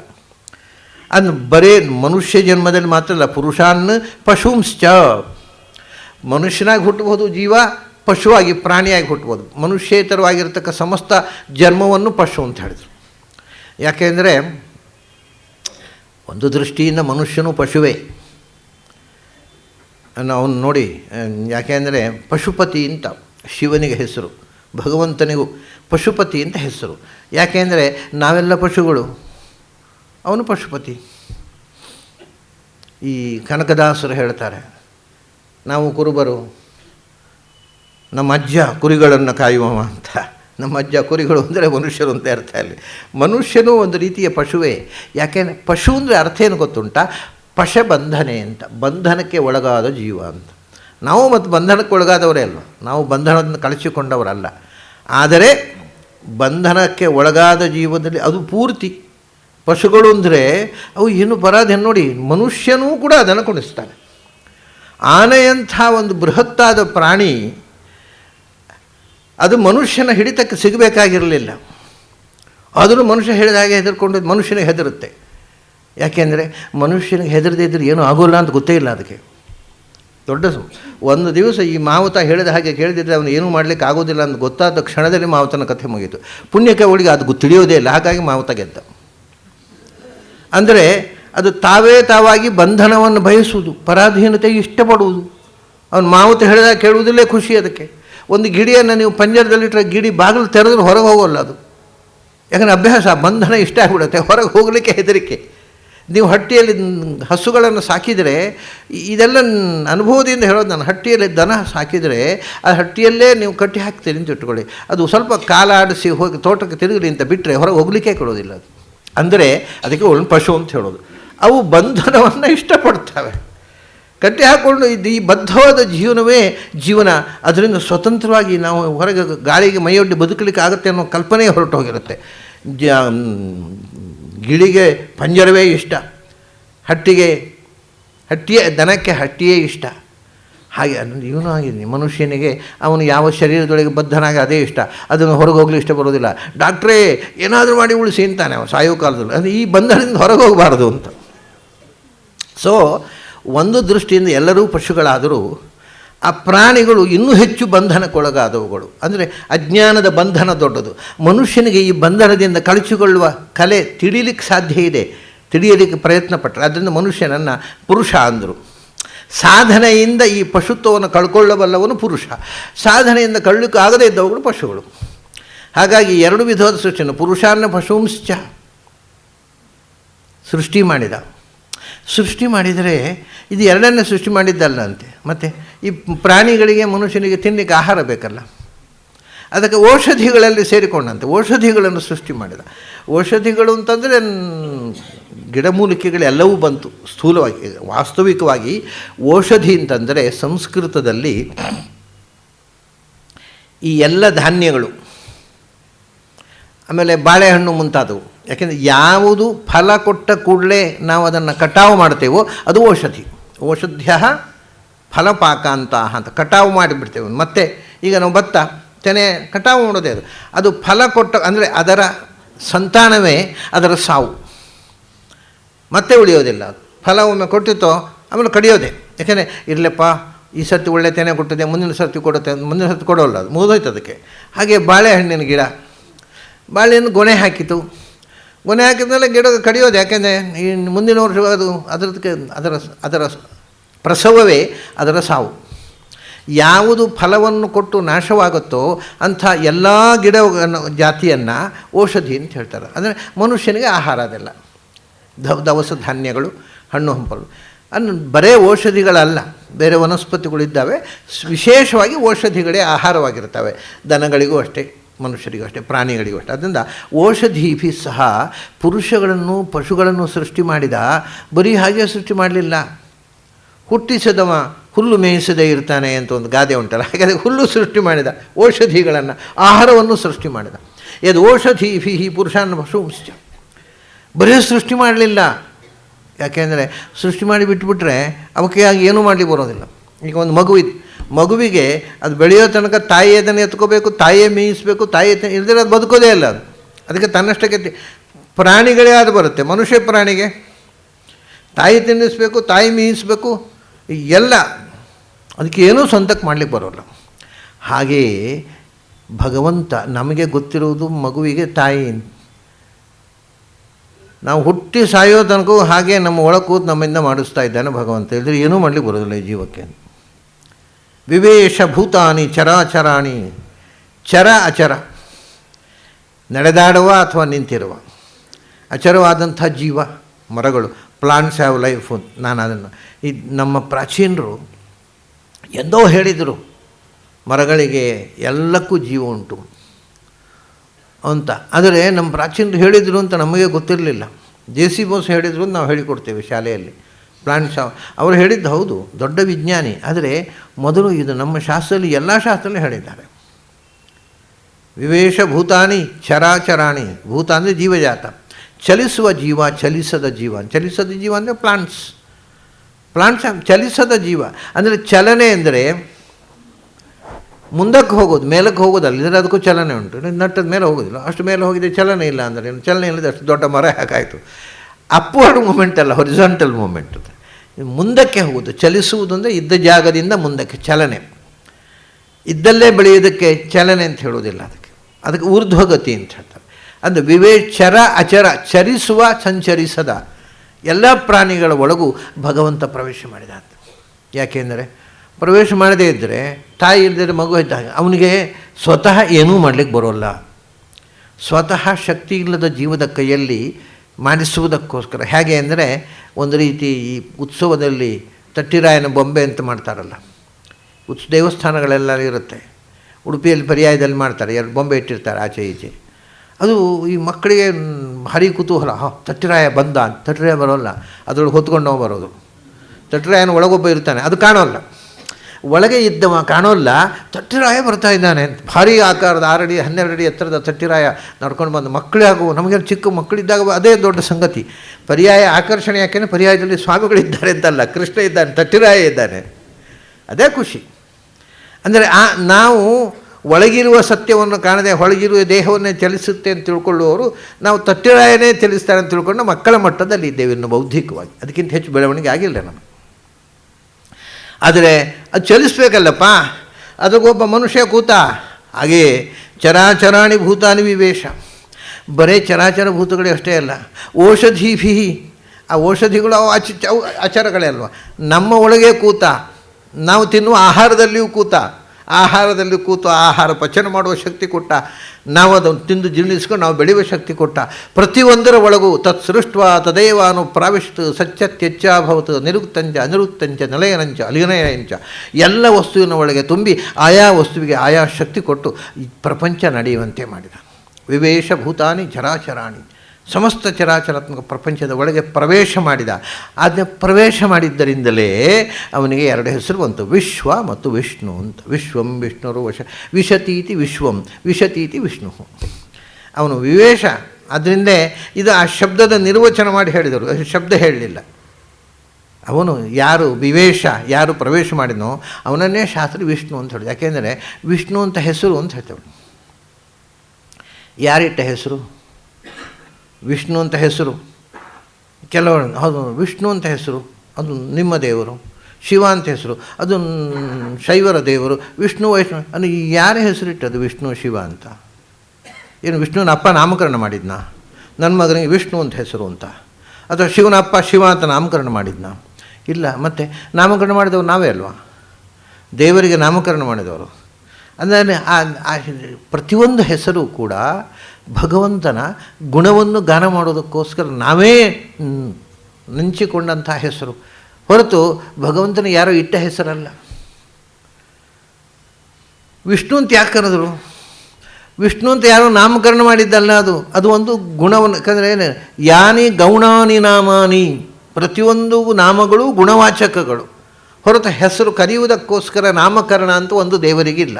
ದೇವರ ಎಲ್ಲ ಹೆಸರು ಗೌಣ, ಅಂದರೆ ಅದು ಒಂದು ಆ್ಯಜೆಕ್ಟಿವ್ ಆಗಿ ಕೆಲಸ ಮಾಡುತ್ತೆ. ಎಪಿಥೆಟ್ ಅಂತ ಹೇಳ್ತಾರೆ ಇಂಗ್ಲೀಷ್ನಲ್ಲಿ, ಅನ್ವರ್ಥ ಅಂತ. ಅರ್ಥ ಅದು ಸುಮ್ಮನೆ ಕರೆಯುವುದಕ್ಕೋಸ್ಕರ ಹೆಸರಲ್ವೇ ಇಲ್ಲ. ಪ್ರತಿಯೊಂದು ನಾಮಕ್ಕೂ ಒಂದು ಅರ್ಥ ಇದೆ. ಆ ಅರ್ಥವನ್ನು ಅನುಸಂಧಾನ ಮಾಡೋದಕ್ಕೋಸ್ಕರ ದೇವರಿಗೆ, ಅದರಿಂದ ಬೇರೆ ಬೇರೆ ಅರ್ಥದ ಅನುಸಂಧಾನಕ್ಕೆ ಬೇರೆ ಬೇರೆ ಹೆಸರುಗಳು, 1000 ಹೆಸರು, ಅನಂತ ಹೆಸರುಗಳು. ಕರೀಲಿಕ್ಕಾರೆ ಒಂದೇ ಹೆಸರು ಸಾಕಲ್ವ? ಅಷ್ಟೇ ಅಲ್ಲ, 24 ಹೆಸರಿಟ್ಟು ಕನ್ಫ್ಯೂಷನು. ಅವ್ರು ಯಾವ ಹೆಸರು, ಯಾರನ್ನು ಕರೆದ್ರೋ ಏನೋ ಅಂತ. ಯಾಕಂದರೆ ಇವನು ನನ್ನ ಹೆಸರಿದೆ, ಇವನಿಗೆ ಗ್ಯಾರಂಟಿ ಇಲ್ಲ, ಇವನು 24 ಹೆಸರಿದೆ.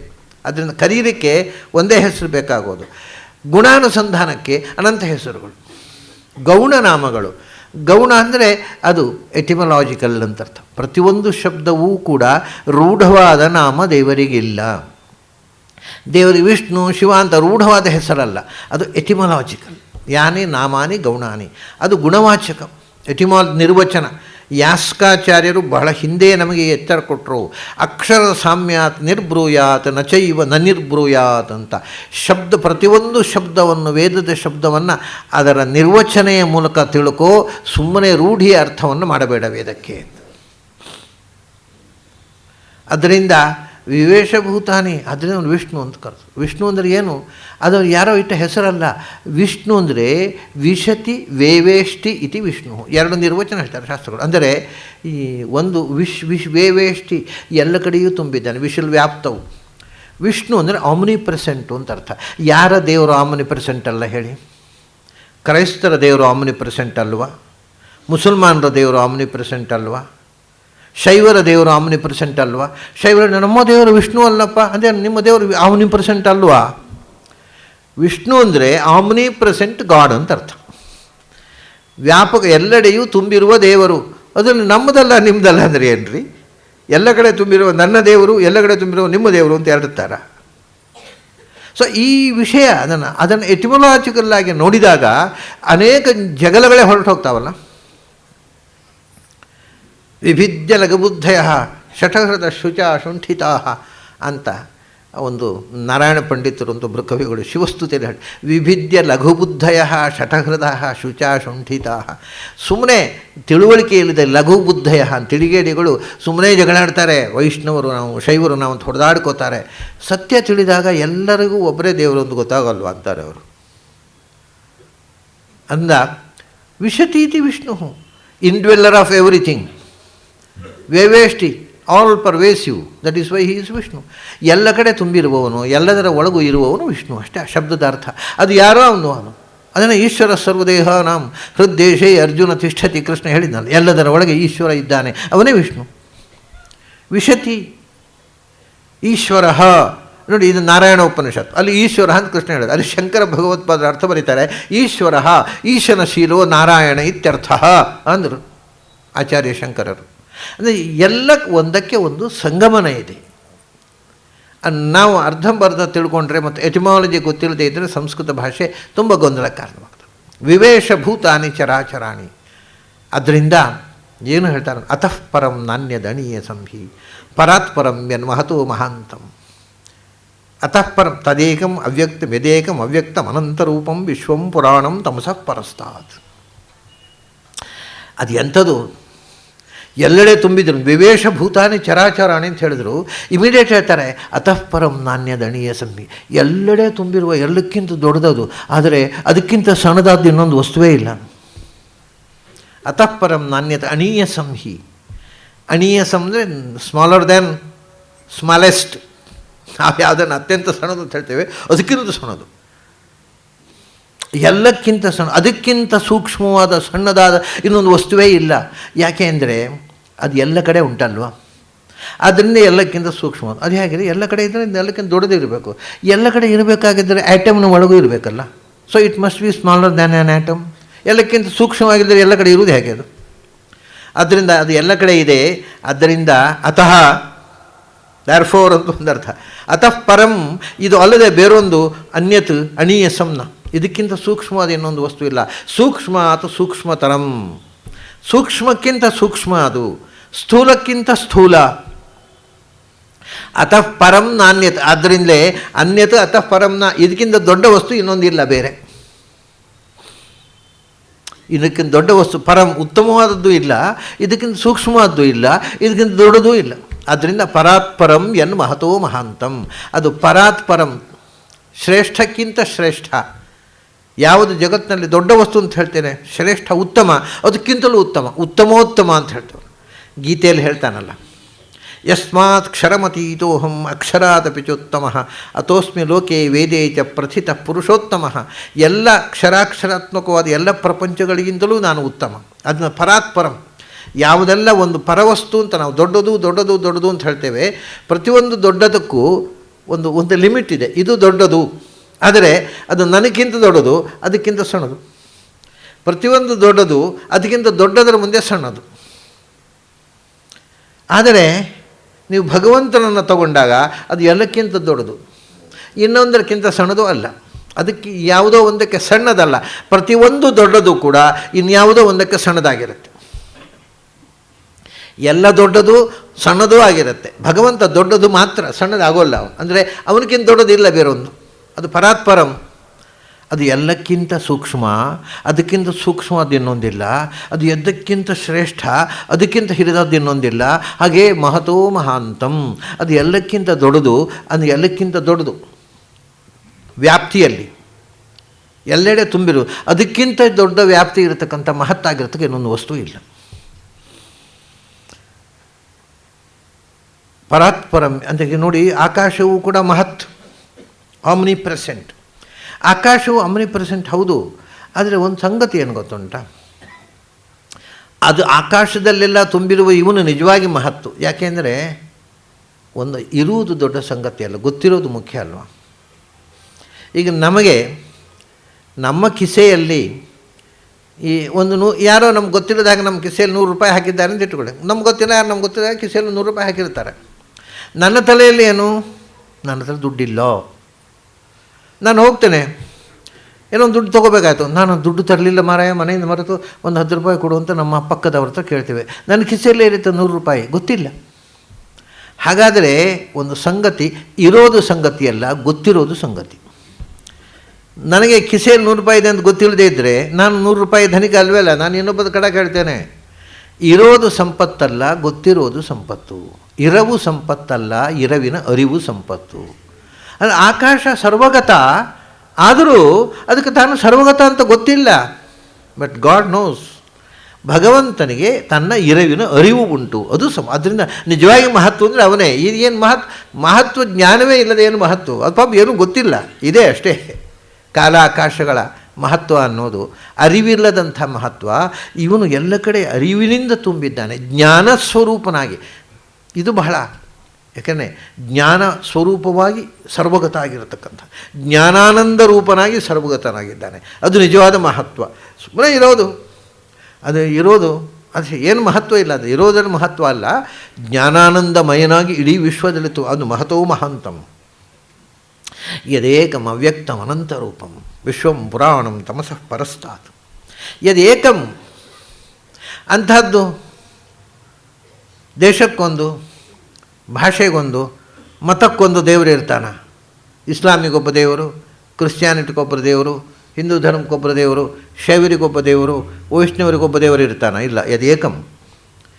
ಅದು ಪ್ರಪಂಚದಲ್ಲಿ ಒಂದೇ ಇರೋದು ಸಾಧ್ಯ, ದೇವರು ಎರಡು ಇರೋದು ಸಾಧ್ಯ ಇಲ್ಲ.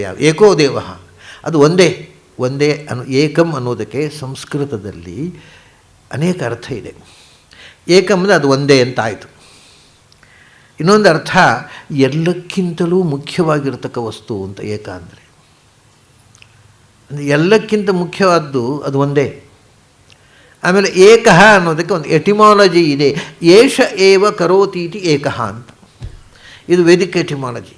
ಯಾರು ಎಲ್ಲವನ್ನೂ ಮಾಡಿದ್ದಾನೋ ಅವನು ಏಷಃ ಏವ, ಇವನೇ ಕರೋತೀತಿ ಕಹ. ಎ ಅಂದರೆ A is N abbreviation of ಏಷ ಏವ, ಕ ಈಸ್ ಎನ್ ಅಬ್ರಿವಿಯೇಷನ್ ಆಫ್ ಕರೋತಿ. ಸಂಸ್ಕೃತ ಬರೀ ಅಬ್ರಿವಿಯೇಷನ್ಗಳ ಭಾಷೆ. ಇಂಗ್ಲೀಷ್ ಅಬ್ರಿವಿಯೇಷನ್ ನಮ್ಗೆ ಗೊತ್ತಿದೆ, ಸಂಸ್ಕೃತ ಅಬ್ರಿವಿಯೇಷನ್ ಇದೆ ಅಂತಲೇ ಗೊತ್ತಿಲ್ಲ. ಯಾಕಂದರೆ ನಾವು ಸಂಸ್ಕೃತ ಅದು ಕಲಿಬೇಕಾದ ಭಾಷೆ ಎಲ್ಲ ಅಂತ ಬಿಟ್ಟುಬಿಟ್ಟಿದ್ದೇವೆ. ಬರೀ ಅಬ್ರಿವಿಯೇಷನ್ಗಳ ಭಾಷೆ. ಏಕಃ ಅಂದರೆ ಎ ಇಸ್ ಈಕ್ವಲ್ ಟು ಏಷ ಏವ, ಕ ಈಸ್ ಕರೋತಿ. ಅಂದರೆ ಇವನೇ ಎಲ್ಲವನ್ನು ಮಾಡಿದವ, ಸರ್ವಕರ್ತ ಜನ್ಮಾದ್ಯಸ್ಯೇತಃ, ಎಲ್ಲ ಜಗತ್ತನ್ನು ಸೃಷ್ಟಿ ಮಾಡಿದವನು ಅವನು. ಹಾಗಾಗಿ ಅವನಂಥವನು ಅವನೊಬ್ಬನೇ. ಜಗತ್ತನ್ನು ಸೃಷ್ಟಿ ಮಾಡುವ ದೇವರು ಇಬ್ಬರು ಇರೋದು ಸಾಧ್ಯ ಇಲ್ಲ. ಅವರೊಳಗೆ ಜಗಳ ಶುರುವಾಗುತ್ತೆ. ಕಡೆಗೆ ಜಗಳ ಶುರುವಾಗಿ ನೀನು ರಿಸೈನ್ ಮಾಡು, ನಾನು ಕುರ್ಚಿಯಲ್ಲಿ ಕೂತ್ಕೊಳ್ತೇನೆ ಅಂತ ಆ ದೇವರು, ನೀನು ರಿಸೈನ್ ನಾನು ಜಪ್ಪಯ್ಯ ಆದರೂ ಬಿಡೋಲ್ಲ ನೋಡೋಣ ಅಂತ ಈ ದೇವರು. ಜಗಳ ಶುರುವಾಗುತ್ತೆ ಕಡೆಗೆ, ಇಬ್ಬರು ದೇವರಿದ್ದರೆ. ಅದರಿಂದ ಈ ಜಗತ್ತನ್ನು ಸೃಷ್ಟಿ ಮಾಡಿದ ಶಕ್ತಿ ಒಂದೇ ಇರೋದು ಸಾಧ್ಯ ಹೊರತು ಎರಡು ಇರೋದು ಸಾಧ್ಯ ಇಲ್ಲ. ಅದು ಏಕಃ. ಅಂದರೆ ಏಕಃ ಅನ್ನೋ ಶಬ್ದದಲ್ಲಿ ಅನೇಕ ಅರ್ಥಗಳನ್ನು ಪ್ರಾಚೀನ ತುಂಬಿದ್ದಾರೆ. ಒಂದು ಏಕಃ ಅಂದರೆ ಎಲ್ಲಕ್ಕಿಂತ ಮುಖ್ಯವಾದ ವಸ್ತು. ಒಂದು ಏಕಃ ಅಂಥದ್ದು ಒಂದೇ ಒಂದು. ಮತ್ತೊಂದು ಎಲ್ಲವನ್ನೂ ಸೃಷ್ಟಿ ಮಾಡಿದ್ದು. ಇದು ಏಕ ಶಬ್ದದಿಂದ ಪ್ರಾಚೀನದು ಕಂಡುಕೊಂಡಂಥ ಅನೇಕ ಅರ್ಥಗಳಲ್ಲಿ ಏಕೋ ಅನೇಕಃ ಸವಃ ಕಿಂ ಏಕಃ ತದೇಕಂ ಯದೇಕಂ ಅವ್ಯಕ್ತಂ ಅನಂತರೂಪಂ. ಅದು ಒಂದೇ, ಅದ್ರ ಒಂದೇ ಅಲ್ಲ ಅಂದರು. ಅದನ್ನು ಏಕೋ ನೈಕಃ, ಅವನು ಒಂದೇ, ಅದ್ರ ಒಂದೇ ಅಲ್ಲ. ಈ ಕಾಂಟ್ರಡಿಕ್ಷನ್ನೇ ಒಂದು ವಿಚಿತ್ರ ಭಗವಂತನ ಚಿಂತನೆ. ಅವನು ಒಬ್ಬನೇ ಅಲ್ಲ, ಅವನು ನೈಕಃ. ಯಾಕೆ? ತದೇಕಂ ಅನೇಕ ರೂಪಂ. ಒಬ್ಬನೇ ಭಗವಂತ ಅನಂತ ರೂಪಗಳಿಂದ ಪ್ರಪಂಚದಲ್ಲಿ ತುಂಬಿದ್ದಾನೆ. ಅದು ಅನಂತ ರೂಪ ಯಾಕೆ ನಮಗೇನು ಗೊತ್ತು?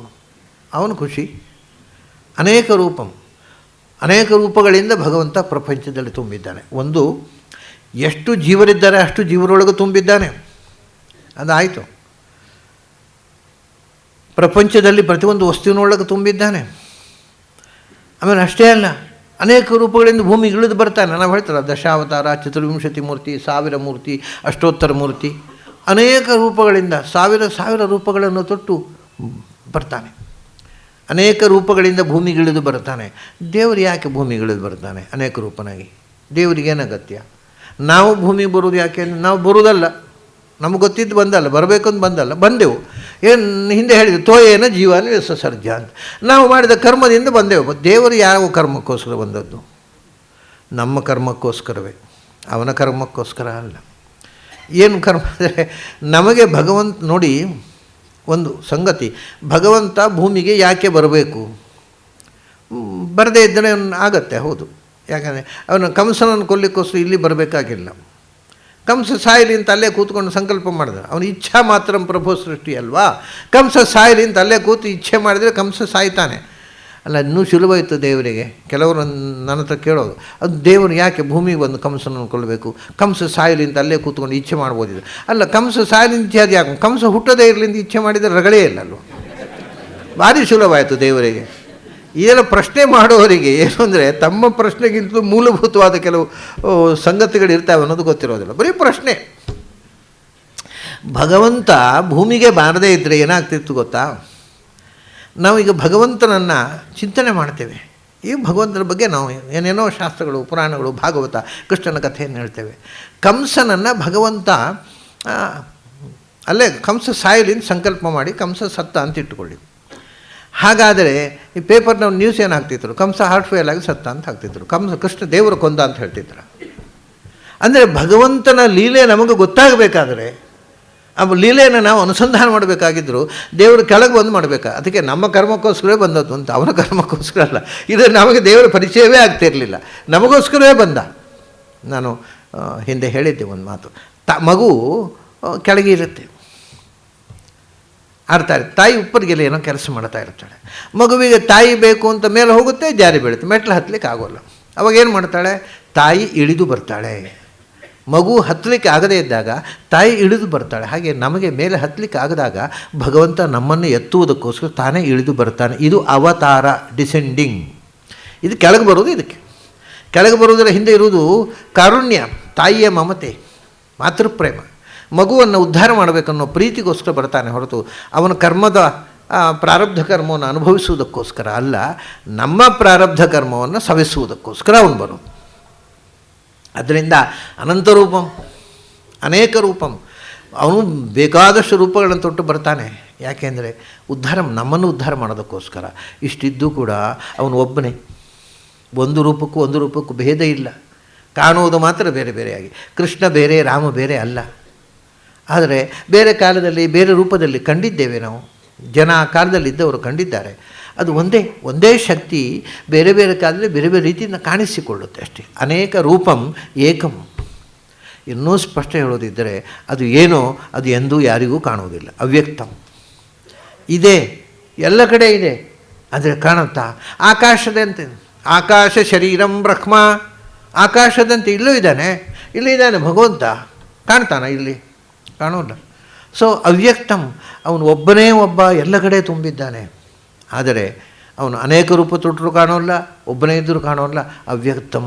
ಅದನ್ನು ಕಾಣಬೇಕಾಗಿದ್ದರೆ ಒಳಗಣ್ಣು ಬೇಕು, ಹೊರಗಣ್ಣಿಗೆ ಭಗವಂತ ಕಾಣೋಲ್ಲ.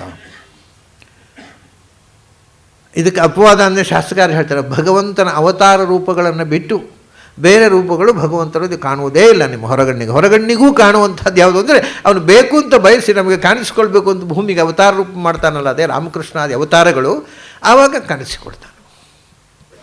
ಇಲ್ಲದೇ ಇದ್ದರೆ ಭಗವಂತ ಎಂದೂ ವ್ಯಕ್ತನಾಗುವುದಿಲ್ಲ. ಎಲ್ಲ ಕಡೆ ಇದ್ದರೂ ಆಕಾಶದಂತೆ ಅವ್ಯಕ್ತ. ಅದನ್ನು ನಾವು ಗುರುತಿಸುವುದು ಹೇಗೆ ಅಂತಂದರೆ ಅದನ್ನು ಅವನ ಶಕ್ತಿಯಿಂದ ಅಸ್ತಿತ್ವವನ್ನು ಗುರುತಿಸಬೇಕು ಹೊರತು ವ್ಯಕ್ತಿಯಿಂದ ಅಲ್ಲ, ಶಕ್ತಿಯಿಂದ. ಅದೇ ಉಪನಿಷತ್ನಲ್ಲಿ ಛಾಂದೋಗ್ಯದಲ್ಲಿ ಬಂದಿರತಕ್ಕಂಥದ್ದು. ಶ್ವೇತಕೇತು ಮತ್ತು ಉದ್ದಾಲಕರ ಸಂವಾದದಲ್ಲಿ ಅದೇ ಮಾತು ಬರೋದು. ನಾನು ಶ್ವೇತಕೇತುವಿಗೆ ಪಾಠ ಹೇಳಿಕೊಡುವಾಗ ಅಂದರೆ ಅವರು ಪಾಠ ಅಂದರೆ ನಮ್ಮ ಥಿಯರಿಟಿಕಲ್ ಅಲ್ವೇ ಅಲ್ಲ, ವೇದಕಾಲದ ಪಾಠ, ಅದು ಪ್ರಾಕ್ಟಿಕಲ್ಲು. ಅವನು ಉಪ್ಪು ಹಾಕಿ ಬಾ ಪಾತ್ರೆಯಲ್ಲಿ, ಲವಣಮೇತದು ಉದಕೆ ಅವಧಾಯ ಮಾ ಪರಾತರ ಉಪಸೀದಥಾಹ. ಈ ಉಪ್ಪು, ಒಂದು ಸೆರೆ ಉಪ್ಪನ್ನು ನೀರಿನಲ್ಲಿ ಹಾಕಿ ಅಲ್ಲೇ ಇಟ್ಟು ಬಾಪ್ಪ, ನಾಳೆ ಬಾ ನಾಳೆ ಬೆಳಿಗ್ಗೆ ಬಂದ. ಇವನು ತಮಾಷೆ ನೋಡಿ, ಇದು ವಿಚಿತ್ರ, ಇದು ಪರಿಹಾಸ್ಯ ಮಾಡುತ್ತೆ ಉಪನಿಷತ್ತು. ಅವನು ಗುರುಕುಲದಲ್ಲಿ ಫಸ್ಟ್ ರ್ಯಾಂಕ್ ಸ್ಟೂಡೆಂಟು. ಗುರುಕುಲದಲ್ಲಿ 12 ವರ್ಷ ಸ್ತಬ್ಧ ಏಯಾಯ, 12 ವರ್ಷ ಗುರುಕುಲದಲ್ಲಿ ಓದಿ best student of the university ಅಂತ, ಇಡೀ ಯೂನಿವರ್ಸಿಟಿಯಲ್ಲಿ ಗೋಲ್ಡ್ ಮೆಡಲಿಸ್ಟು ಅನ್ನುವ ಥರ ಬಹಳ ಬುದ್ಧಿವಂತ ಅಂತ ಯೂನಿವರ್ಸಿಟಿಯಲ್ಲಿ ಗುರುಕುಲದಲ್ಲಿ ಪ್ರಶಸ್ತಿ ಪಡೆದು ಬಂದ ಹುಡುಗ. ಅದಕ್ಕೆ ಇವನು ಹೇಳೋದು, ಉಪ್ಪು ಹಾಕಿ ಬಾಪ ಪಾತ್ರೆಯಲ್ಲಿ, ಅಂದರೆ 12 ವರ್ಷ ಓದಿದ್ದಾನೆ, ಕಾಮನ್ ಸೆನ್ಸ್ ಒಂದಿಲ್ಲ, ಬುಕ್ಕಿಶ್ ನಾಲೆಜ್ ಮಾತ್ರ ಇರೋದು ಅವನಿಗೆ. ಉಪ್ಪು ಹಾಕಿ ಬಾ ಅಂದ, ಹಾಕಿದ ಇವ. ಮರುದಿವಸ ಅಪ್ಪ ಹೇಳ್ತಾನೆ, ನೀನು ನೀರಿನ ತಂಬಿಗೆಯಲ್ಲಿ ಉಪ್ಪು ಹಾಕಿದ್ದೆಯಲ್ಲ, ಅದನ್ನು ಹಿಡ್ಕೊಂಡು ಬಾ ಅಂತ ಹೋಗ್ತಾನೆ ಇವ ತರಲಿಕ್ಕೆ. 12 ವರ್ಷ ಗೋಲ್ಡ್ ಮೆಡಲಿಸ್ಟ್ ಇವ, ಉಪ್ಪು ತರಲಿಕ್ಕೆ ಹೋಗ್ತಾನೆ ನೀರಿನಲ್ಲಿ. ಬಂದವರು, ಇಲ್ಲೇ ಇಲ್ಲಪ್ಪ, ಉಪ್ಪು ಹಾಕಿದ್ದೆ ಇಲ್ಲವೇ ಇಲ್ಲ ಅದರಲ್ಲಿ ಅಂತಾನೆ ಅವ. ಅವನಿಗೆ ಇವತ್ತೇ ಗೊತ್ತಾದ ಆ ವಿಷಯ. ಅದು ಯೂನಿವರ್ಸಿಟಿಯಲ್ಲಿ ಉಪ್ಪು ನೀರಿನಲ್ಲಿ ಕರಗುತ್ತೆ ಅಂತ ಪಾಠವೇ ಇರಲಿಲ್ಲ ಅವನಿಗೆ, ಆ ವಿಷಯವೇ ಗೊತ್ತಿಲ್ಲ. ಬಂದ, ಉಪ್ಪು ಅಲ್ಲ, ಇವತ್ತಿಗೂ ಈ ನಮ್ಮ ಯೂನಿವರ್ಸಿಟಿಗಳ ಕಥೆ ಅದೇ. ಏನು ಅಂದರೆ ಬರೀ ಬುಕ್ಕಿಶ್ ನಾಲೆಜ್, ಏನೂ ಗೊತ್ತಾಗೋದಿಲ್ಲ. ಸರಿ, ಅವನೊಂದ ಉಪ್ಪು ಇಲ್ಲ. ಅಂತಾದಾಚಾಮೇತಿ ಮಧ್ಯಾದಾಚಾಮೇತಿ ಅಂತ್ಯಾದಾಚೇಮೇತಿ ಕಥಮಿತಿ ಲವಣಮಿತಿ. ಉಪ್ಪಿಲ್ವಾ? ಇಲ್ಲಪ್ಪ, ನೀರು ಉಪ್ಪೇ ಇಲ್ಲ ಅಲ್ಲಿ. ಹೌದಾ? ಅದನ್ನು ಅಡಿಯಿಂದ ಒಂದು ಸ್ಪೂನ್ ತೆಗೆದು ಕುಡಿ. ಕಥಮಿತಿ, ಅದು ಉಪ್ಪಿದೆ. ಮಧ್ಯದಲ್ಲಿ ಕುಡಿ, ಉಪ್ಪಿದೆ. ಮೇಲಿನ ಉಪ್ಪಿದೆ, ಮತ್ತು ಇಲ್ಲ ಹೇಳಿದೆ ಅಲ್ವಾ? ನೀನು ಏನು ಹಾಕಿದೆಯೋ ಅದು ಇಡೀ ನೀರಿನಲ್ಲಿ ವ್ಯಾಪಿಸಿದೆ, ಆದರೆ ಕಾಣೋಲ್ಲ. ಹಾಗೆ ಭಗವಂತ ಅಂತ ಎಲ್ಲ ಕಡೆ ವ್ಯಾಪಿಸಿದೆ. ಅದರ ಶಕ್ತಿಯನ್ನು ನೋಡು, ವ್ಯಕ್ತಿಯನ್ನು ನೋಡಿದೆ ಮುಖ. ಯದೇಕಂ ಅವ್ಯಕ್ತಂ ಅನಂತರೂಪ, ಅನೇಕ ರೂಪಂ.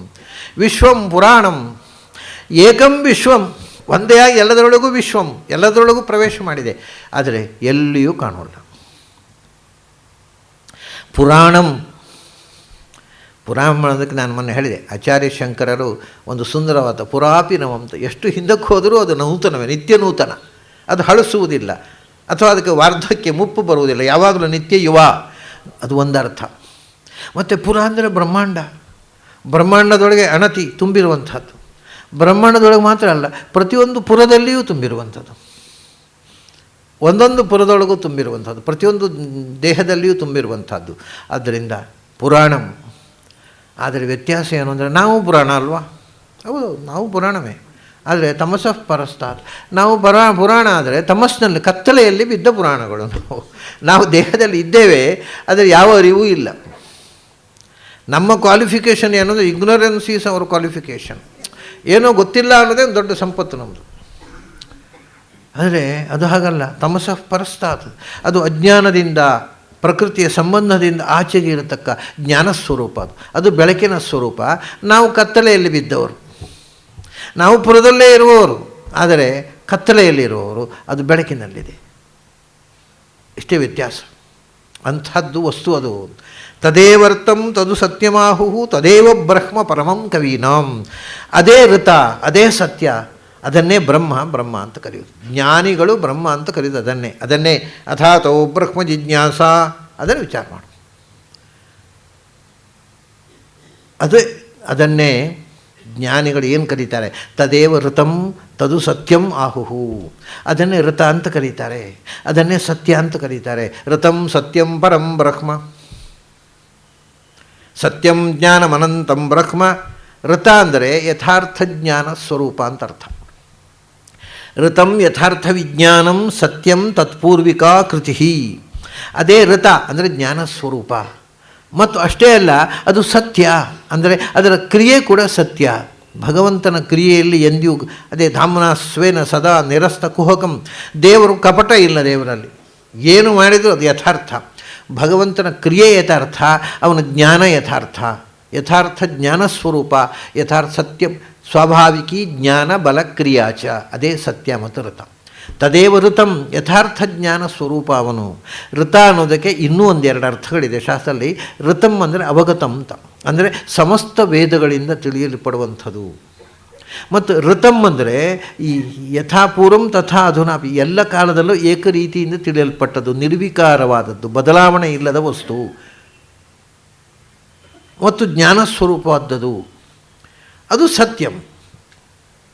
ಸತ್ಯಂ ಅನ್ನೋದಕ್ಕೆ ಜ್ಞಾನ ಸ್ವರೂಪ ಕ್ರಿಯಾ, ಯಥಾರ್ಥ ಜ್ಞಾನ ಯಥಾರ್ಥ ಕ್ರಿಯೆ, ಸ್ವಾಭಾವಿಕಿ ಜ್ಞಾನ ಬಲ ಕ್ರಿಯಾಚ. ಸತ್ಯಂ ಅನ್ನೋದಕ್ಕೆ ಇನ್ನೊಂದು ವಿಶಿಷ್ಟವಾದ ಅರ್ಥ ಇದೆ. ಭಗವಂತನ 8 ಕ್ರಿಯೆಗಳು, ಅಷ್ಟಗುಣ ಅಂತ ಹೇಳ್ತಾರೆ ಭಗವಂತನಿಗೆ, ತಾರ್ಕಿಕರಲ್ಲ. ಅಷ್ಟಗುಣೋ ಅಷ್ಟಬಾಹು ಅಂತ ನೀವು ನಾರಾಯಣ ಕವಚ ಓದಿದರೆ ಭಗವಂತನಿಗೆ 8 ಗುಣಗಳು ಅಂತ ಹೇಳಿದ್ದಾರೆ. ಅದು ಏನು 8 ಗುಣಗಳು? ಸೃಷ್ಟಿ, ಸ್ಥಿತಿಶ್ಚ, ಸಂಹಾರ, ನಿಯತಿ, ಜ್ಞಾನಂ, ಆವೃತ್ತಿ, ಬಂಧ, ಮೋಕ್ಷಶ್ಚ. ಇದು 8 ಭಗವಂತನಿಂದ ನಾವು ಪಡೆಯುವಂಥದ್ದು. ಈ 8 ಗುಣಗಳು ಭಗವಂತನ ಎಕ್ಸ್ಕ್ಲೂಸಿವ್ ಕ್ವಾಲಿಟೀಸ್. ಸೃಷ್ಟಿ ಇನ್ಯಾರು ಮಾಡುವ ಹಾಗಿಲ್ಲ. ಜಗದ್ವ್ಯಾಪಾರ ವರ್ಜಂ ಅಂದರು ವ್ಯಾಸರು. ಜಗತ್ತನ್ನು ಸೃಷ್ಟಿ ಮಾಡುವ ಇನ್ಯಾರೂ ಮಾಡೋ ಹಾಗಿಲ್ಲ, ಭಗವಂತನೊಬ್ಬನೇ. ಅದನ್ನು ಸೃಷ್ಟಿ ಆದಮೇಲೆ ತತ್ಸೃಷ್ಟ ತದೇವ ವಿವೇಶ, ಅದನ್ನು ರಕ್ಷಣೆಯೂ ಅವನೇ ಮಾಡಬೇಕು. ಮತ್ತು ಸಂಹಾರ ಯಾರು ಮಾಡಬೇಕು? ಅವನೇ ಮಾಡಬೇಕು. ಸೃಷ್ಟಿ, ಜಗತ್ತನ್ನು ಸೃಷ್ಟಿ ಮಾಡಿದವ, ಜಗತ್ತನ್ನು ಪಾಲನೆ ಮಾಡಿದವ, ಜಗತ್ತನ್ನು ಸಂಹಾರ ಮಾಡಿದವ, ಒಳಗೆ ತುಂಬಿ ನಿಯಮನ ಮಾಡಿದವ, ಜ್ಞಾನ ಕೊಟ್ಟವ, ಅಜ್ಞಾನ ಕೊಟ್ಟವ, ಬಂಧ ಕೊಟ್ಟವ, ಮೋಕ್ಷ ಕೊಟ್ಟವ. ಇದು 8 ಭಗವಂತನ ಇದೇ ಅಷ್ಟಗುಣಗಳು. ಇನ್ನು ಯಾರೂ ಕೊಡೋ ಹಂಗಿಲ್ಲ ಇದನ್ನು. ಅದನ್ನೇ ಸತ್ಯಂ ಅಂದರು. ಸತ್ಯಂ ಜ್ಞಾನಂ ಅನಂತಂ ಬ್ರಹ್ಮ. ಸತ್ ಅಂದರೆ ಸದ್ಭಾವ, ಹುಟ್ಟುವಿಕೆ, ಅದನ್ನು ಕೊಡುವವ ಸತ್ಯ ಅಂದರೆ ಸೃಷ್ಟಿಪ್ರದ ಅಂತ ಅರ್ಥ. ಸತ್ ಅಂದರೆ ಸತ್ತ, ಇರುವಿಕೆ. ಈಗ ಅಸಭುವಿ ಅಂತ ಧಾತುವುದು. ಘಟಃ ಭವತಿ ಅಂದರೆ ಉತ್ಪದ್ಯತೆ ಅಂತ ಅರ್ಥ, ಹುಟ್ಟುತ್ತೆ ಅಂತ. ಅದನ್ನು ಸತ್ ಅನ್ನೋದಕ್ಕೆ ಹುಟ್ಟುವುದು ಅಂತ ಒಂದು ಅರ್ಥ ಇದೆ. ಅಂದ ಸತ್ ಯಾ ಅಂದರೆ ಹುಟ್ಟುವಿಕೆಯನ್ನು, ಯಾ ಅಂದರೆ ಯಾಪೈತಿ, ಕೊಡುವವ ಅಂದರೆ ಸೃಷ್ಟಿ ಮಾಡಿದವ ಅಂತ ಅರ್ಥ. ಆಮೇಲೆ ಸತ್ ಅಂದರೆ ಸದ್ಭಾವ, ಸದ್ಭಾವೇ ಸಾಧುಭಾವೇ ಚ ಸದಿತ್ಯೇತತ್ ಪ್ರಯುಜ್ಯತೆ ಅಂತ ಗೀತೆಯಲ್ಲಿ ಕೃಷ್ಣನೇ ಹೇಳ್ತಾನೆ. ಸತ್ ಅಂದರೆ ಸದ್ಭಾವ, ಎಕ್ಸಿಸ್ಟೆನ್ಸ್. ಮೊದಲು ಸತ್ ಅಂದರೆ ಸತ್ತ ಅಂದರೆ ಕ್ರಿಯೇಷನ್, ಭುವಿ ಭವನಂ. ಎರಡನೇದು ಸತ್ ಅಂದರೆ ಸತ್ತ ಅಂದರೆ ಅದನ್ನು ಎಕ್ಸಿಸ್ಟೆನ್ಸ್, ಇರುವಿಕೆ, ಸ್ಥಿತಿ, ಅದನ್ನು ಕೊಡುವವನು ಅವನೇ, ಅದರಿಂದ ಸತ್ಯ. ಆಮೇಲೆ ಶದರಲ್ಲಿ ವಿಶರಣೆ. ಸತ್ ಅಂದರೆ ಸಾಧ, ನಾಶ ಸಂಸ್ಕೃತದಲ್ಲಿ. ಅದು ನಾಶವನ್ನು ಕೊಡುವವ ಸತ್ಯ. ಸೃಷ್ಟಿ ಸ್ಥಿತಿ ಸಂಹಾರಗಳಿಗೆ ಯಥೋ ವಾ ಇಮಾನಿ ಭೂತಾನಿ ಜಾಯಂತೆ ಯೇನ ಜಾತಾನಿ ಜೀವಂತಿ ಯತ್ ಪ್ರಯಂತಿ. ಆಮೇಲೆ ಯತ್ ಸತ್ ತತ್ ಯಮಯತಿ, ಏನೇನು ಇದೆಯೋ ಅದೆಲ್ಲವನ್ನೂ ನಿಯಮಿಸುವವ. ಸೃಷ್ಟಿ ಸ್ಥಿತಿ ಸಂಹಾರ ನಿಯಮನ ಆಯಿತಾ. ಸತ್ ಅಂದರೆ ಶದಲ್ಲಿ ವಿಶರಣ ಗತಿ, ಶದಲ್ಲಿ ಗತವು. ಸತ್ ಅಂದರೆ ಜ್ಞಾನ ಅಥವಾ ಜ್ಞಾನಿ ಅಂತ. ಸನ್ ವಿದ್ವಾನ್ ಪಂಡಿತ ಕವಿ ಅಂತಾರೆ ಕೋಶಕಾರ. ಸತ್ ಅಂದರೆ ಜ್ಞಾನ, ಸನ್ ಅಂದರೆ ಜ್ಞಾನಿ. ಸತ್ತು ಯಾ ಅಂದರೆ ಜ್ಞಾನ ಕೊಡುವವ, ನಮಗೆ ಜ್ಞಾನ ಕೊಡಬೇಕು. ಮತ್ತ ಸ್ಮೃತಿ ಜ್ಞಾನಂ ಅಪೋಹನಂಚ, ಜ್ಞಾನ ಕೊಡುವವನು ಅವನೇ. ಆಮೇಲೆ ಅಜ್ಞಾನ ಕೊಡುವವನವನು, ಇನ್ಯಾರು ಕೊಡಬೇಕು? ಅಂದರೆ ಸತ್ತು ಅಂದರೆ ಸಾದ, ದುಃಖಕ್ಕೆ ಕಾರಣವಾಗಿರತಕ್ಕಂಥ ಅಜ್ಞಾನ, ಅದನ್ನು ಕೊಡುವವನು ಅವನೇ. ಸತ್ತು ಅಂದರೆ ದುಃಖಮಯವಾಗಿರತಕ್ಕ ಸಂಸಾರ, ಅದನ್ನು ಕೊಡುವವನು ಅವನೇ. ಸತ್ತು ಅಂದರೆ ನಿರ್ದಿಷ್ಟವಾಗಿರತಕ್ಕ ಮೋಕ್ಷ, ಅದನ್ನು ಕೊಡುವವನು ಅವನೇ. ಹಾಗಾದರೆ ಸೃಷ್ಟಿ ಸ್ಥಿತಿ ಸಂಹಾರ ನಿಯಮನ ಜ್ಞಾನ ಅಜ್ಞಾನ ಬಂಧ ಮೋಕ್ಷಗಳನ್ನು ಯಾರು ಕೊಡ್ತಾನೋ ಅವನು ಸತ್ಯ. ಅದಿನ್ಯಾರೂ ಇಲ್ಲ. ಅದರಿಂದ ತದೇವ ಸತ್ಯಂ, ತದೇವ ಋತಂ, ತದು ಸತ್ಯಂ. ತದು ಅಂದರೆ ತದೇವ, ಅದೇ ಯಥಾರ್ಥ ಜ್ಞಾನ ಸ್ವರೂಪ, ಅದೇ ಸಮಸ್ತ ಶಾಸ್ತ್ರಗಳಿಂದ ಜ್ಞಾತ ಅಧಿಕೃತವ, ಸಮಸ್ತ ವೇದ ಪ್ರತಿಪಾದ್ಯ. ಅದು ಒಂದೇ ಸೃಷ್ಟಿಯಾದಿ ಅಷ್ಟಕಗಳನ್ನು ಕೊಡ್ತಕ್ಕ ಸಮಸ್ತ ಜಗತ್ತನ್ನು ನೀವೇನು ಮಾಡ್ತಕ್ಕಂಥ ತತ್ವ ಅಂತ. ತದೇವ ಸತ್ಯಂ, ತದೇವ ಋತಂ, ತದು ಸತ್ಯಂ ಆಹುಹು. ಯಾರು ಇದನ್ನು ಭಗವಂತನನ್ನು ಕಂಡ ಜ್ಞಾನಿಗಳು ಹೇಳ್ತಾರೆ. ಅದನ್ನೇ ಅದಕ್ಕೆ ತದೇವ ಬ್ರಹ್ಮ ಪರಮಂ ಕವೀನಾಂ ಸತ್ಯವನ್ನು ಕಂಡಂಥ ಜ್ಞಾನಿಗಳಿಗೆ ಬ್ರಹ್ಮ ಅಂತಂದರೆ ಒಂದೇ. ಬ್ರಹ್ಮಶಬ್ದಕ್ಕೆ ಅನೇಕ ಅರ್ಥ ಇದೆ, ಆದರೆ ಜ್ಞಾನಿಗಳಿಗೆ ಬ್ರಹ್ಮ ಅಂತಂದರೆ ನಿಜವಾಗಿ ಅಂದರೆ ಅರ್ಥ ಏನು ಅಂದರೆ ಮಹತೋ ಮಹಾಂತ ಅಂತ ಹೇಳಿದರು. ಎಲ್ಲಕ್ಕಿಂತ ದೊಡ್ಡದೊಂದು ಬೃಹಿ ವೃದ್ಧವು ಅಂತ ಧಾತು. ಎಲ್ಲಕ್ಕಿಂತ ದೊಡ್ಡದು, ಗುಣಗಳಿಂದಲೂ ಕಾಲದಿಂದಲೂ ದೇಶದಿಂದಲೂ ಗುಣದಿಂದಲೂ ಎಲ್ಲದರಲ್ಲೂ ದೊಡ್ಡದಾದದ್ದು ಅದು ಒಂದೇ, ಇನ್ನೊಂದು ವಸ್ತುವೇ ಇಲ್ಲ.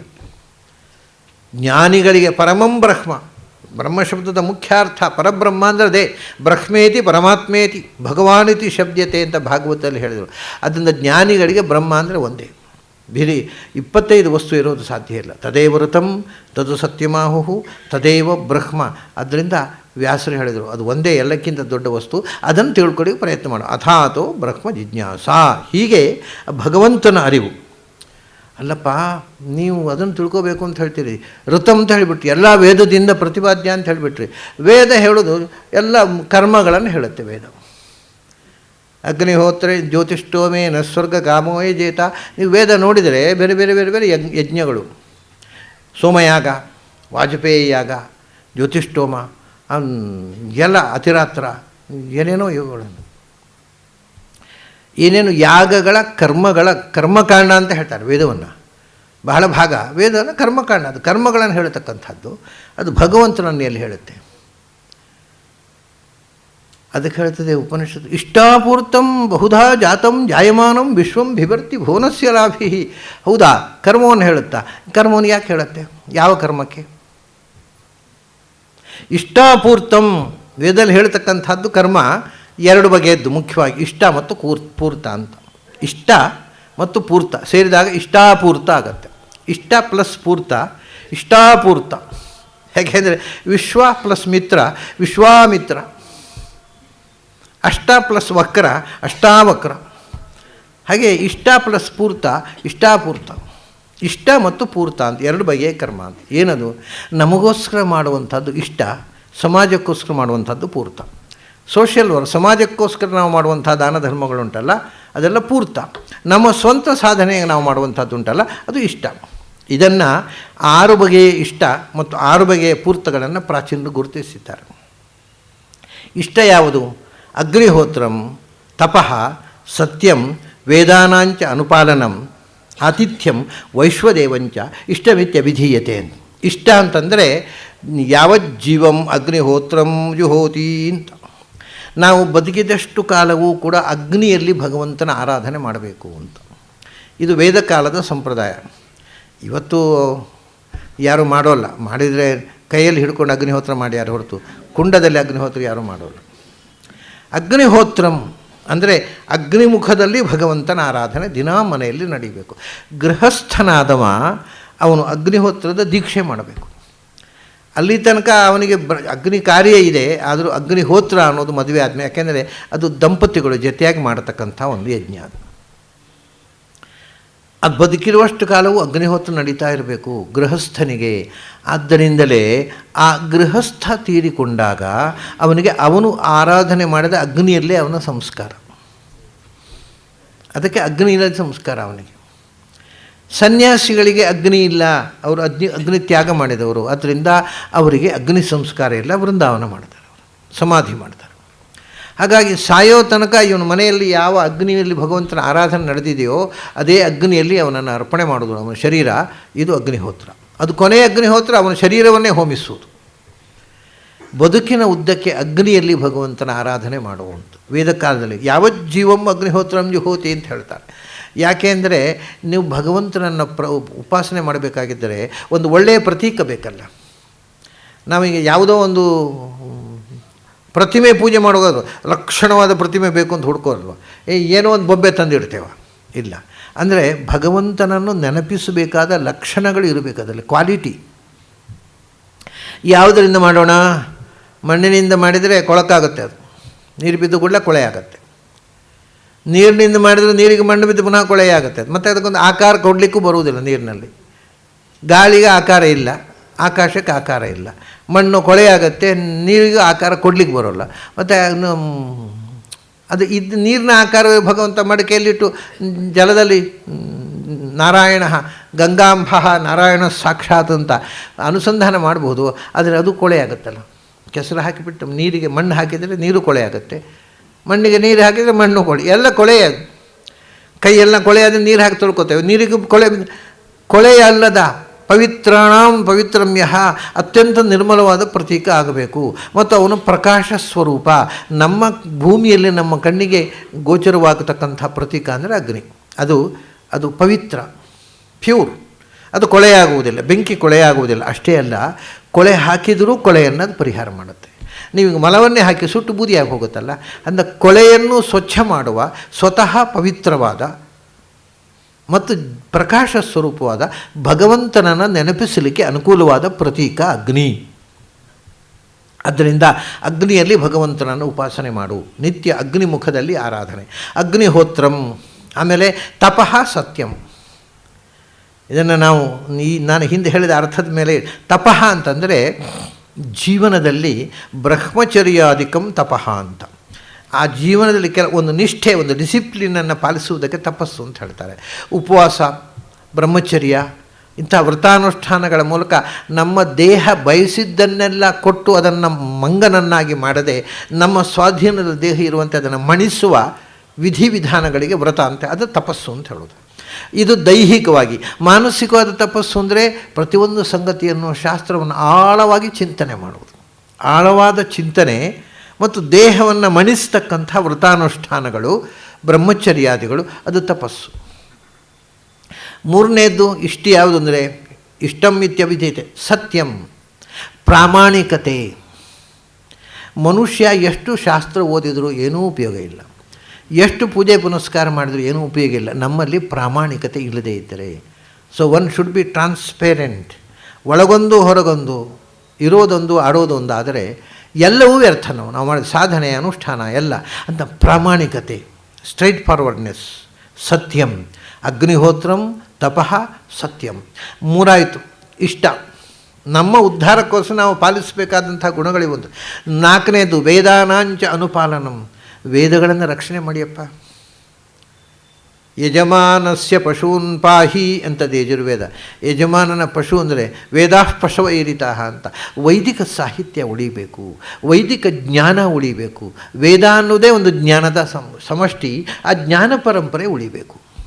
ಹಾಗಾಗಿ ನಮ್ಮ ಬದುಕಿನಲ್ಲಿ ಸಾಧ್ಯವಾದಷ್ಟು ವೈದಿಕ ಜ್ಞಾನವನ್ನು ಉಳಿಸೋಣ. ಇದು ಇನ್ನೊಂದು ವೇದಾನಾಂಚ ಅನುಪಾಲನಂ, 4 ಆಯಿತು. ಆಮೇಲೆ ಆತಿಥ್ಯಂ, ಅತಿಥಿ ದೇವೋ ಭವ. ಆತಿಥ್ಯಂ, ಯಾರು ಹಸಿದು ಬಂದರೂ, ಮಧ್ಯಾಹ್ನ ಹಿಂದೆ ಒಂದು ಕ್ರಮ ಇತ್ತು, ಈಗ ಯಾರು ಅಂದರೆ ಹಿಂದಿನ ಕಾಲದಲ್ಲಿ ಅದು ಪ್ರಾಯೋಗಿಕ.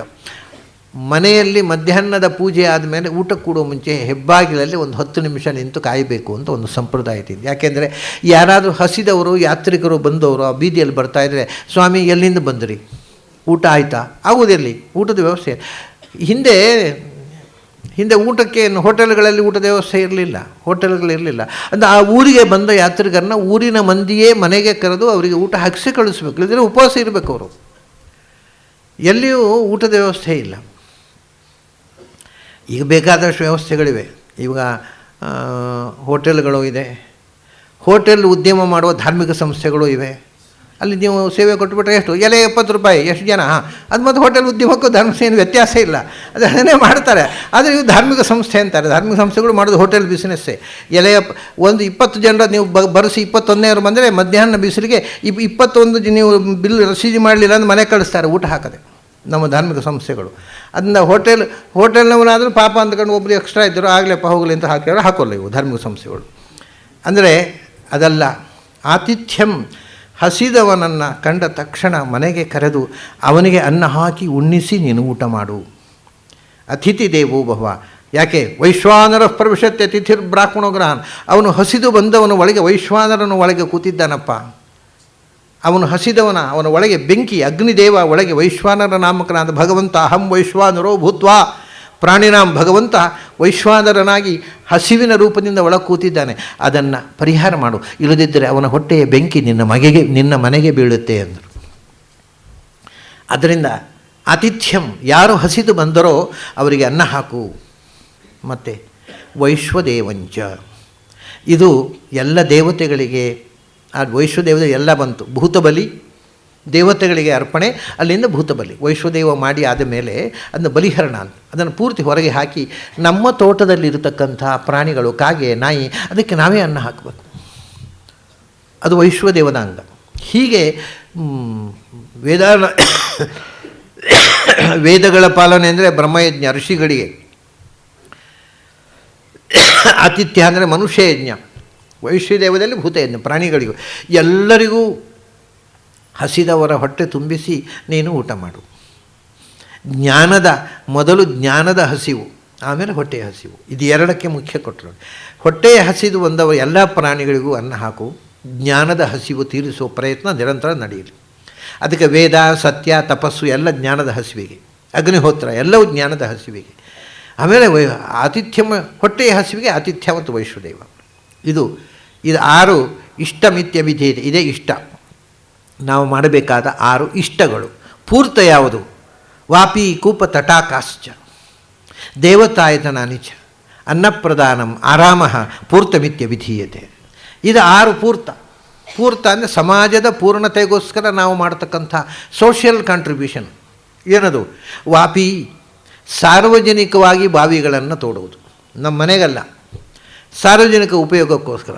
ಈ ತಮಾಷೆಯನ್ನು ಹಿಂದೆ ಎಲ್ಲ ನಾನು ತುಂಬ ಕಡೆ ನೋಡಿದೆ. ಸಾರ್ವಜನಿಕರ ಉಪಯೋಗಕ್ಕೆ ಅಂತ ಹಿಂದೆ ಯಾರೋ ಬಾವಿ ತೋಡಿಸಿದ್ದಾರೆ, ಈಗೆಲ್ಲ ಅದನ್ನು ಮುಚ್ಚುತ್ತಾ ಇದ್ದಾರೆ. ಯಾಕಂದ್ರೆ ಟ್ಯಾಪ್ ಇದೆಯಲ್ಲ, ಬಾವಿ ಆಗುತ್ತೆ ಇಲ್ಲ.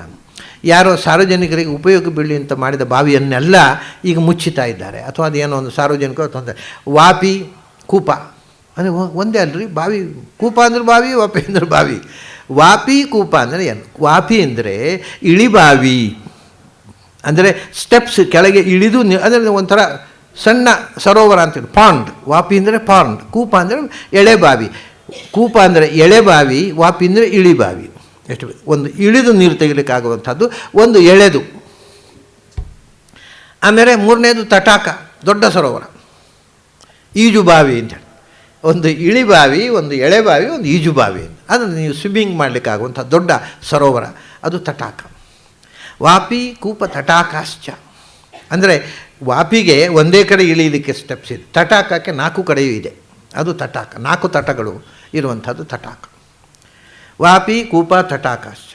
ಇದು ಸಾರ್ವಜನಿಕರ ಉಪಯೋಗಕ್ಕೋಸ್ಕರ ಸರೋವರಗಳನ್ನು ಕಟ್ಟಿಸುವುದು, ಇಳಿಬಾವಿಗಳನ್ನು, ಬಾವಿಗಳನ್ನು ಕಟ್ಟಿಸುವುದು. 3 ಆಯಿತಾ? ದೇವತಾಯತನಾನಿಚ, ಒಂದು ಊರಿನಲ್ಲಿ ದೇವಸ್ಥಾನ ಇಲ್ಲ, ಆ ಊರಿಗೊಂದು ದೇವಸ್ಥಾನ ಕಟ್ಟಿಸಿಕೊಡುವುದು. ಆಮೇಲೆ ಅನ್ನಪ್ರದಾನಂ, ಇದು ಮನೆಗೆ ಕರೆಸಿ ಅತಿಥಿ ಸತ್ಕಾರ ಮಾಡಿ ಹಾಕುವುದಲ್ಲ, ಮತ್ತು ಸಾರ್ವಜನಿಕವಾಗಿ ಹಸಿದವರಿಗೆಲ್ಲ ಅನ್ನ ಹಂಚುವುದು. ಇದು 5ನೇದ್ದು. ಆಮೇಲೆ ಆರಾಮ, ಪಾರ್ಕ್ಗಳು, ಉದ್ಯಾನಗಳು, ಅಲ್ಲಲ್ಲಿ ಗಿಡ ಮರಗಳನ್ನು ನಟ್ಟು. ಹಿಂದೆ ಒಂದು ನಿಯಮ ಇತ್ತು, ಯಾಕೆಂದರೆ ಮರಗಳು ಬೆಳೀಬೇಕು. ಮರಗಳು ಬೆಳೆದರೆ ಆಕ್ಸಿಜನ್ ಸಪ್ಲೈ ಆಗಿ ನಾವು ಬದುಕೋದು ಸಾಧ್ಯ. ಎಲ್ಲ ಮರಗಳನ್ನು ಕಡಿದ್ರೆ ನಾವೆಲ್ಲಿ ಬದುಕೋದು? ಅದಕ್ಕೆ ಒಂದು ಮಗು ಹುಟ್ಟಿದರೆ ಕನಿಷ್ಠ ತೋಟದಲ್ಲಿ ಒಂದು ಗಿಡ ನೆಡಬೇಕು ಅಂತ ನಮ್ಮಲ್ಲಿ ನಿಯಮ ಇತ್ತು. ಇಲ್ಲಿ ಇರ್ಬೋದು, ಅದು ಹಿಂದೆ ಒಂದು ಮಗು ಹುಟ್ಟಿದಾಗ ಇಲ್ಲಿ ಒಂದು ಗಿಡ ಬೆಳಿಬೇಕು. ಅದನ್ನು ಏನೋ ಅದು ಸಾಮಾನ್ಯವಾಗಿ ಬಾಳೆ ಗಿಡ ನೆಡುತ್ತಿದ್ದರು. ಅದನ್ನೇ ಮತ್ತು ಅದರಲ್ಲಿ ಅಬ್ಸರ್ವೇಷನ್, ಆ ಬಾಳೆ ಗಿಡ ಅದಕ್ಕೆ ಗೊನೆ ಹಾಕಿ ಅದರದ್ದು ಮರಿ ಅದು ದೊಡ್ಡ ತೋಪಾಗಿಬಿಟ್ರೆ ಈ ಮಗು ಸಮೃದ್ಧವಾಗಿ ದೊಡ್ಡ ಸಂಸಾರಿಯಾಗಿ ಬೆಳೀತಾನೆ ಅಂತ ಅದರ ಸೂಚನೆಗಳು. ಹೀಗೆಲ್ಲ ನಂಬಿಕೆಗಳು. ಏನೇ ಇರಲಿ, ಒಂದು ವೃಕ್ಷಾರೋಪಣೆಗೆ ಬಹಳ ಮಹತ್ವ ಕೊಟ್ಟಿದ್ದಾರೆ ಹಿಂದಿನವರು. ಮರ ನೆಡುವುದು, ಆರಾಮ, ಸಾಧ್ಯವಾದಷ್ಟು ಮರಗಳ ತೋಪುಗಳನ್ನು ಬೆಳೆಸು, ಉದ್ಯಾನಗಳನ್ನು. ಪ್ರತಿಯೊಂದು ಊರಿನಲ್ಲಿ ಒಂದು ಆರಾಮ ಇರಬೇಕು, ಒಂದು ಪುಷ್ಪೋದ್ಯಾನ ಇರಬೇಕು. ಇದು ಇಷ್ಟ. ವಾಪಿ ಕೂಪ ತಟಾಕ ದೇವತಾಯತನ ಅನ್ನಪ್ರದಾನ ಆರಾಮ. ಇದು ಪೂರ್ತ. 6 ಇಷ್ಟಗಳು, 6 ಪೂರ್ತಗಳು. ಇದನ್ನು ಹೇಳಿದ್ದಾರೆ ಅಂತಲ್ವ ನೀವು ಹೇಳೋದು ಶಾಸ್ತ್ರದಲ್ಲಿ. ಇಷ್ಟಾಪೂರ್ತಂ ಅದನ್ನು ಹೇಳೋದು. ಇಷ್ಟಾಪೂರ್ತಂ ಅನ್ಯಮಾನ ವರಿಷ್ಠಂ ನಾಣ್ಯಶ್ರೇಯೋ ವೇದಯಂತೆ ಪ್ರಮೂಢ. ಅದೇ ಬಹಳ ದೊಡ್ಡ ಸಂಗತಿಯನ್ನು ಕೆಲವರು ತಿಳ್ಕೊಂಡಿರ್ತಾರೆ. ವೇದದಲ್ಲಿ ಹೇಳಿದ್ದು ಅದೇ ವೇದದ ಮುಖ್ಯ ಉದ್ದೇಶ ಅಂತ. ಅದು ಅಲ್ಲ ಅಂದರೆ ಇಷ್ಟಾಪೂರ್ತಂ ಬಹುಧಾ ಜಾತಂ ಜಾಯಮಾನಂ. ನೀವು ಇಷ್ಟಾಪೂರ್ತಗಳು, ಈಗ ಅಗ್ನಿಹೋತ್ರ ಮುಖ್ಯವಾದ ಯಾವುದೋ ಒಂದು ಕರ್ಮ ಮಾಡ್ತೀರಿ, ಅಗ್ನಿಹೋತ್ರ ಮಾಡ್ತೀರಿ, ಒಂದು ದೇವಸ್ಥಾನ ಕಟ್ಟಿಸ್ತೀರಿ, ಒಂದು ಬಾವಿ. ಈ ಸಂಕಲ್ಪ ಏನು? ಸಂಕಲ್ಪ ಅದನ್ನು ಭಗವತ್ ಪ್ರೇರಣೆಯ ಭಗವತ್ ಪ್ರೀತ್ಯರ್ಥಂ. ಇದು ಭಗವಂತನು ಪ್ರೀತನಾಗಲಿ ಅಂತ ಇದನ್ನು ಕಟ್ಟಿಸ್ತಾ ಇದ್ದೇನೆ, ಕೊನೆಗೆ ಕೃಷ್ಣಾರ್ಪಣಮಸ್ತು, ಭಗವಂತನಿಗೆ ಅರ್ಪಿತ. ಆದ್ದರಿಂದ ನೀವು ಎಷ್ಟೇ ಇಷ್ಟಪೂರ್ತ ಮಾಡಲಿ ಅದು ನನಗೋಸ್ಕರ ಮಾಡೋದು ಅಂತಾನೆ ಭಗವಂತ. ಅದರಲ್ಲಿ ಬೇರೆ ಏನು ಮೀನಿಂಗ್ ಇಲ್ಲ. ಮಾಂಬಿಧತ್ತೆ, ಭಾಗವತರು ಹೇಳಿದರು. ಬೇರೆ ಬೇರೆ ಕರ್ಮಗಳನ್ನು ವಿಧಾನ ಮಾಡ್ತದೆ ವೇದ. ಯಾಕೆಂದರೆ ಮಾಂಬಿಧತ್ತೆ, ನನಗೋಸ್ಕರ, ನನ್ನನ್ನು ಕುರಿತೇ ಹೇಳೋದದು. ಯಜ್ಞ ಮಾಡಿ ಯಾಕೆ ಯಜ್ಞ ಮಾಡಬೇಕು? ಸುಮ್ಮನೆ ತುಪ್ಪ ಹಾಳು, ಅಗ್ನಿ ಸ್ವಾಹ ಒಂದಿಷ್ಟು ತುಪ್ಪ ಹಾಳಲ್ವಾ, ಒಂದಿಷ್ಟು ಸಮಿಧೆ, ಒಂದು ತುಪ್ಪ, ಬೇರೆ ಕೆಲಸ ಇಲ್ವಾ? ಅದನ್ನು ಮಾಡುವುದರಿಂದ ಏನು? ಅದರ ಉದ್ದೇಶ ಏನು? ಆ ಕರ್ಮ, ಅದರ ಕರ್ಮದ ಹಿಂದೆ ಇರತಕ್ಕಂಥದ್ದು ಅದು ಭಗವಂತನಿಗೆ ಸಲ್ಲಬೇಕು, ಭಗವಂತ ಪ್ರೀತನಾಗಬಿಂದ. ಕರ್ಮಗಳನ್ನು ಮಾಂಪ್ರತ್ಯೇವ ವಿಧತ್ತೆ ಅಂತ, ನನ್ನ ಅನುಗ್ರಹಕ್ಕೋಸ್ಕರ ಕರ್ಮ ಮಾಡೋದು ಹೊರತು ಅದು ಸುಮ್ಮನೆ ಚಂದಕ್ಕೋಸ್ಕರ ಮಾಡೋದಲ್ಲ. ಹಾಗಾಗಿ ಇಷ್ಟಾಪೂರ್ತಂ ಬಹುಧಾ ಜಾತಂ ಜಾಯಮಾನಂ, ಎಷ್ಟೋ ನಮನೆಯಿಂದ ಆಗಿ ಹೋಗಿದೆ ಹಿಂದೆ, ಮುಂದೆ ಎಷ್ಟೋ ಆಗ್ತಾ ಇರುತ್ತದೆ. ಅರೆ ವಿಶ್ವಂ ಬಿಭರ್ತಿ, ಅದು ಎಲ್ಲವನ್ನು ಧಾರಣೆ ಮಾಡಿದವನು, ಸ್ವೀಕಾರ ಮಾಡಿ ನಮ್ಮನ್ನು ಉದ್ಧಾರ ಮಾಡ್ತಕ್ಕ ಶಕ್ತಿ ಅವನೇ ಅಲ್ವ. ಇದೆಲ್ಲ ಅವನಿಗೆ ಸಲ್ಲುವುದಲ್ವ. ಅದನ್ನು ವೇದದಲ್ಲಿ ಕರ್ಮ ಹೇಳಿರ್ಬೋದು. ಯಾಕೋಸ್ಕರ ಕರ್ಮ ಹೇಳಿದೆ ಅಂದರೆ ಭಗವಂತನ ಪ್ರೀತಿಗೋಸ್ಕರ. ವಿಶ್ವಂ ಬಿಭರ್ತಿ, ಎಲ್ಲವನ್ನೂ ಧಾರಣೆ ಮಾಡಿಕೊಂಡು. ಯಾಕೆಂದರೆ ಭುವನಸ್ಯ ನಾಭಿಹಿ, ಇಡೀ ವಿಶ್ವಕ್ಕೆ ನಾಭಿ ಅಂದರೆ ಮೂಲಾಧಾರ, ಸೆಂಟ್ರಲ್ ಪಾಯಿಂಟ್, ಆಧಾರ. ಹೇಗೆ ಚಕ್ರಕ್ಕೆ ನಾಭಿ ಎನ್ನುವುದು ಮಧ್ಯದ ಭಾಗ, ಇಡೀ ಚಕ್ರದ ಅರಗೀಲುಗಳು ಸ್ಪೋಕ್ಸನ್ನು ಅದು ಹಿಡ್ಕೊಂಡಿರುತ್ತೆ. ಹಾಗೆ ಇಡೀ ವಿಶ್ವಕ್ಕೆ ಆಧಾರ ಆಶ್ರಯ ಇವನು. ಅದರಿಂದ ಯಾವ ಕರ್ಮ ಮಾಡಿದರೂ ಕೂಡ ಅದು ಸರ್ವಂ ತದಾರಾಧನಮೇವ ಭೂಯಾತ್. ನಾವು ಮಾಡತಕ್ಕಂಥ ಉಣ್ಣುವ ಅನ್ನ ಕೂಡ ಒಳಗಿರತಕ್ಕ ವೈಶ್ವಾನರನಿಗೆ ಅರ್ಪಿತವಾಗಲಿ ಅಂತ ಹಿಂದಿನವರು ಮಾಡಿದರು. ಯಾವುದನ್ನೂ ಕೂಡ ತಮ್ಮ ಸ್ವಂತ ತನ್ನ ಹೊಟ್ಟೆಗೋಸ್ಕರ ಅಂತ ಅವರು ತಿನ್ನಲಿಲ್ಲ. ನನ್ನ ಒಳಗಿರತಕ್ಕ ವೈಶ್ವಾನರ ಪ್ರೀತನಾಗಲಿ. ಹೀಗೆ ಕಾಯೇನ ವಾಚಾ ಮನಸೇಂದ್ರಿಯರ್ವಾ ಬುದ್ಧ್ಯಾತ್ಮನಾವಾ ಅನುಸೃತ ಸ್ವಭಾವ ಕರೋತಿ ಯದ್ಯತ್ ಸಕಲಂ ಪರಸ್ಮೈ ನಾರಾಯಣಾಯೇತಿ ಸಮರ್ಪಯೇತ್. ಏನು ಮಾಡ್ತೀಯೋ ನೀನು ಮಾತಿನಿಂದ, ದೇಹದಿಂದ, ಕೃತಿಯ ಮೂಲಕ, ಮನಸ್ಸಿನ ಮೂಲಕ, ಇಂದ್ರಿಯದ ಮೂಲಕ, ಚಿತ್ತದ ಮೂಲಕ ಏನೇನು ಮಾಡ್ತೀಯೋ, ಏನೇನು ಕ್ರಿಯೆಗಳಾಗತ್ತೆ ಅದೆಲ್ಲವನ್ನು ನಾರಾಯಣನಿಗೆ ಅರ್ಪಿಸು ಅಂತ ಭಾಗವತದ ಮಾತುಂಟಲ್ಲ. ಅದನ್ನು ವಿಶ್ವಂ ಭುವನಸ್ಯ ನಾಭಿ, ಎಲ್ಲಕ್ಕೂ ಆಶ್ರಯ ಅವನು. ಅವನಿಗೆ ಅರ್ಪಣೆ ಮಾಡೋದಕ್ಕೋಸ್ಕರ ನಾವು ಮಾಡೋದು, ಇಲ್ಲದಿದ್ದರೆ ಕರ್ಮ ಮಾಡೋದಕ್ಕೆ ಅರ್ಥವೇ ಇಲ್ಲ. ಕರ್ಮ for the sake of karma ಅಲ್ಲ, karma for the sake of Narayana, grace of Narayana. ಭಗವಂತನ ಅನುಗ್ರಹ ನಮಗಾಗಲಿ, ಭಗವಂತ ಪ್ರಸನ್ನನಾಗಲಿ ಎನ್ನುವುದಕ್ಕೋಸ್ಕರ ಭಗವಾನ್ ಪ್ರಸೀದತು. ಎಲ್ಲ ಕಡೆ ಭಗವಂತನ ಪ್ರಸಾದದ ಉದ್ದೇಶ ಇಲ್ಲದೇ ಇದ್ದರೆ ಈ ಇಷ್ಟಾಪೂರ್ತ ಯಾಕೆ ಬೇಕು? ಈ ಊರಿಗೆ ಬಾವಿ ಕಟ್ಟಿಸಿ ನನಗೇನಾಗಬೇಕಾಗ್ರಿ? ನಾನು ನನ್ನ ಹೆಂಡತಿ ಮಕ್ಕಳೊಂದಿಗೆ ಬಂಗಾರ ಮಾಡಿಸ್ತೇನೆ, ಬಾವಿ ಮಾಡಿಸೋಲ್ಲ. ಯಾಕೆ ಮಾಡಿಸೋದು? ಭಗವಂತ ಪ್ರೀತನಾಗ್ತಾನೆ. 4 ಜನ ಸಂತೋಷಪಟ್ಟು, ಹಸಿದವರು 4 ಜನ ತಿಂದರೆ, ಬಾಯಾರಿದವರು ದಾರಿಯಲ್ಲಿ ಹೋಗುವಾಗ ಬಾಯಾರಿಕೆಯಲ್ಲಿ ಬಳಲ್ತಾ ಇದ್ದವರು ಆ ನೀರು ಕುಡಿದವನು, ಈ ಬಾವಿ ತೋಡಿಸಿದವನನ್ನು ಚೆನ್ನಾಗಿರ್ಲಪ್ಪ ಅವನು ಅಂತ ಹರಸ್ತಾರೋ ಇಲ್ವೋ? ಈ ಹರಕೆ, ಅದರಿಂದ ಬರತಕ್ಕ ಭಗವಂತನ ಅನುಗ್ರಹ. ನಾವು ನಮಗೋಸ್ಕರ, ಭಗವಂತ ಕೃಷ್ಣ ಹೇಳೋದು ಅದನ್ನೇ, ನೀನು ನಿನಗೋಸ್ಕರ ಎಷ್ಟು ಬದುಕಿದ್ದೀಯೋ ಅದು ಬದುಕಲ್ಲ. ನಿನ್ನ ಜೀವನದಲ್ಲಿ ಇನ್ನೊಬ್ಬರಿಗೋಸ್ಕರ ನೀನು ಏನು ಮಾಡಿದೆಯೋ ಅದು ಕರ್ಮ. ಅದಕ್ಕೋಸ್ಕರ ಇಷ್ಟಪಡ್ತೀವಿ. ಇದೆಲ್ಲವೂ ಕೂಡ ಭಗವಂತನ ಪ್ರೀತಿಗೋಸ್ಕರ ನಾವು ಮಾಡತಕ್ಕಂಥ ಕರ್ಮ. ಅದನ್ನು ನಾವು ತಿಳಿದು ಮಾಡಬೇಕು ಹೊರತು ಇದು ಯಾವುದಲ್ಲೂ ನನಗೋಸ್ಕರ ಏನಿಲ್ಲವೇ ಇಲ್ಲ, ಸ್ವಾರ್ಥ ಇಲ್ಲ. ಯಾವುದು ಸ್ವಾರ್ಥರಹಿತವೋ ಅದೇ ನಿಜವಾದ ಕರ್ಮ. ನೋಡಿ, ಈಗ ನಾವು ಮನುಷ್ಯ ಬೇಕಾದಷ್ಟು ಸಂಪಾದನೆ ಮಾಡ್ತಾನೆ, ಕೋಟಿಗಟ್ಟಲೆ ರೂಪಾಯಿ ಮಾಡ್ತಾನೆ, ಬೇಕಾದ ಬಂಗ್ಲೆ ಗಿಂಗ್ಲೆ ಕಾರು ಪಾರು ಎಲ್ಲ ಬೇಕಾದಷ್ಟು ಇದೆ ಮನೆಯಲ್ಲಿ. ಅದು ಒಬ್ಬರಿಗೆ 10 ಪೈಸೆ ಕೊಡೋಲ್ಲ ಅವನು. ನಾನು ಸಂಪಾದನೆ ಮಾಡಿದ್ದು ನನ್ನ ಹೆಂಡತಿ ಮಕ್ಕಳಿಗೆ ಸುಖ ಪಡಲಿಕ್ಕೆ, ನಾನು ಊರಿನವ್ರಿಗೆ ಕೊಡೋಲ್ಲ ಅಂತ ಕೂಡ್ತಾನೆ. ಜನ ಏನು ಹೇಳ್ತಾರೆ? ಅವನು ಎಂಥ ಮನುಷ್ಯರಿ, ದೇವರು ಬೇಕಾದ ಸಂಪತ್ತು ಕೊಟ್ಟಿದ್ದಾನೆ, ಒಂದು 10 ಪೈಸೆ ದಾನ ಮಾಡೋಲ್ಲ, ಅವನು ಮೂರ್ಖ ಇದ್ದಾನೆ ಅಂತ ಒಬ್ಬರೂ ಇಷ್ಟಪಡೋಲ್ಲ. ಆದರೆ ಅದೇ ಮನುಷ್ಯ ಏನೋ ಚಾರುಪಾರು ಸಂಪಾದನೆ ಇದ್ದನ್ನೆಲ್ಲ ಯಾರೋ ಕಷ್ಟ ಕಾಲಕ್ಕೆ ಬಂದವರಿಗೆಲ್ಲ ನೆರವು ಕೊಡ್ತಾ ಇದ್ದಾರೆ. ಪುಣ್ಯಾತ್ಮ, ತನಗೆ ಕಷ್ಟ ಇದ್ದರೂ ಉಳಿದವರಿಗೆ ಸಹಾಯ ಮಾಡಿ. ಅಂದರೆ ನಾವು ಇನ್ನೊಬ್ಬರಿಗೆ ಕೊಡುವುದರಲ್ಲೇ ಸಾರ್ಥಕ ಇರುವುದು ಅನ್ನೋದು ಇದು ಇಟ್ಸ್ ಎ ಸೋಷಿಯಲ್ ಕಾನ್ಸೆಪ್ಟ. ಇವತ್ತು ಎಲ್ಲರೂ ಹಾಗೆ ಹೇಳೋದು, ನನ್ನ ಸ್ವಂತಕ್ಕೆ ನಾನು ಎಷ್ಟು ದುಡ್ಡು ಮಾಡಿದೆ, ಅವನ ದುಡ್ಡು ಅವನಿಗೆ ಆಯ್ತು ನಮಗೇನು ಅಂತಾರೆ. ಯಾರೂ ಇಷ್ಟಪಡುವುದಿಲ್ಲ. ಅದು ಸಮಾಜಕ್ಕೋಸ್ಕರ ನಾವು ಎಷ್ಟು ಉಪಯೋಗ ಮಾಡಿದೆವೋ ಅದು ಮಾತ್ರ ನಮ್ಮ ಅಕೌಂಟಿಗೆ ಸೇರುತ್ತೆ, ಅಲ್ಲಿನ ಅಕೌಂಟಿಗೆ. ಇದು ಇಲ್ಲಿ ಅಕೌಂಟಿಗೆ ಮಾತ್ರ. ನಾವು ನಮ್ಮ ಸ್ವಂತ ಖರ್ಚು ಮಾಡಿದ್ದು ಅಲ್ಲಿ ಸೇರುವುದೇ ಇಲ್ಲ, ಅದು ಇಲ್ಲಿಗೆ ಸೇರುವಂಥದ್ದು. ವಿರೂಪಾಕ್ಷ ಶಾಸ್ತ್ರಿಗಳಿಗೆ ನಾನು ಮೊನ್ನೆ ಹೇಳಿದೆ, ರಾಜಗುರುಗಳಾಗಿದ್ದರು. ಅವರಿಗೆ ಸನ್ಮಾನ ಮಾಡಬೇಕು ಅಂತ ಒಂದು ದೊಡ್ಡ ಪ್ರಯತ್ನ ನಡೆಯಿತು. ಅದು ಡಿ ವಿ ಜಿಯವರೇ ಆ ಪ್ರಯತ್ನದಲ್ಲಿ ಮುಂಚೂಣಿಯಲ್ಲಿ ನಿಂತು ಪ್ರಯತ್ನ ಮಾಡಿದವರು. ಅವರು ಸನ್ಮಾನ ಮಾಡಲಿಕ್ಕೆ ಒಪ್ಪಿಕೊಳ್ಳೇ ಇಲ್ಲ. ಏನೋ ಮಾಡಿ ಅದರ ದೊಡ್ಡ ಕಥೆ, ನಾನು ಸುಮ್ಮನೆ ಸಂಕ್ಷೇಪ ಏನೋ ಮಾಡಿ ಅವ್ರನ್ನ ಕರ್ಕೊಂಡು ಬಂದು ಮಹಾರಾಜರು ಸಭೆಯಲ್ಲಿದ್ದಾರೆ, ಇವನು ಹೇಳ್ಕೊಂಡು ಬಂದು ಕೂಡಿಸಿದರೆ ಅವರು ಒಂದು ಮಾತು ಹೇಳಿದರು. ಅಲ್ಲಿ ಏನು ಹೇಳಿದರು ವಿರೂಪಾಕ್ಷ ಶಾಸ್ತ್ರಿಗಳು? ಏನು ಅಂತ ಸನ್ಮಾನ ಮಾಡ್ತಾ ಇದ್ದೀರಿ ನನಗೆ? ಇಲ್ಲಿ ಏನೋ ಮಹಾರಾಜರು ಸನ್ಮಾನ ಮಾಡಿದರು, ನಾನು ತಗೊಂಡೆ. ಈ ಮಹಾರಾಜರು ನನಗೆ ಮುಖ್ಯ ಅಲ್ಲ, ಅಲ್ಲಿ ಒಬ್ಬ ಮಹಾರಾಜ ಇದ್ದಾನೆ, ಅವನು ಕೇಳ್ತಾನೆ ಏನು ಯೋಗ್ಯತೆ ಅಂತ ತಿಳ್ಕೊಂಡು, ಏನು ಯೋಗ್ಯತೆ ಇದೆ ಅಂತ ತಗೊಂಡು ಈ ಸನ್ಮಾನವನ್ನು ಅಂತ ಅವನು ಕೇಳಿದರೆ ನಾನು ಏನು ಹೇಳಬೇಕು? ಇನ್ಮೇಲೆ ಇಂಥ ಕೆಲಸ ಮಾಡಬೇಡಿ ಅಂತ ರಾಜರಿಗೆ, ಇನ್ಮೇಲೆ ಇಂಥ ಸನ್ಮಾನ ಮಾಡೋದು, ಉಪಚಾರ ಮಾಡೋದು ಕೆಲಸ ಮಾಡಬೇಡಿ, ನನಗೆ ಸನ್ಮಾನ ಬೇಕಿಲ್ಲ. ಯಾಕೆಂದರೆ ನಾಳೆ ಅವನಿಗೆ ನಾನು ಎಕ್ಸ್ಪ್ಲನೇಷನ್ ಕೊಡಬೇಕು. ಏನು ಯೋಗ್ಯತೆ ಇದೆ ಅಂತ ಸನ್ಮಾನ ಮಾಡಿಸ್ಕೊಂಡು ಅಂತ ಅವನು ಕೇಳಿದಾಗ ನಾನು ತಲೆ ಅಡಿಗಿಡಬೇಕಾಗುತ್ತೆ. ಇದು ಬೇಡ. ಅಯಂತು ಲೋಕೋ ಮಾನಸ್ಯ ಅಸೌ ಮೌನಸ್ಯ ಕೀರ್ತಿತಃ. ಸನ್ಮಾನಗಳ ಲೋಕ ಇದು, ಅದು ಮೌನದ ಮನನದ ಲೋಕ. ಅಲ್ಲಿ ಸನ್ಮಾನಕ್ಕೆ ಬೆಲೆ ಇಲ್ಲ.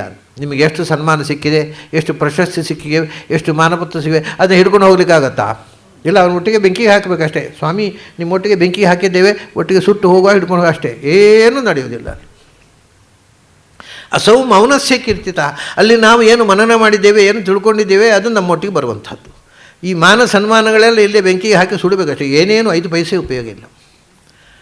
ಆದರೆ ಇವತ್ತು ನಮ್ಮ ಚಪಲ ನೋಡಿ, ಒಂದು ಸನ್ಮಾನ ಸಿಗಬೇಕು ಅಂತ ಅನ್ನೋದಕ್ಕೋಸ್ಕರ, ಪ್ರಶಸ್ತಿಗೋಸ್ಕರ ಪರದಾಟ, ಇನ್ಫ್ಲೂಯೆನ್ಸು, ಅದಕ್ಕೇನು ವಸೀಲಿ, ಓಹೋ ಏನೇನು ಪ್ರಯತ್ನಗಳು.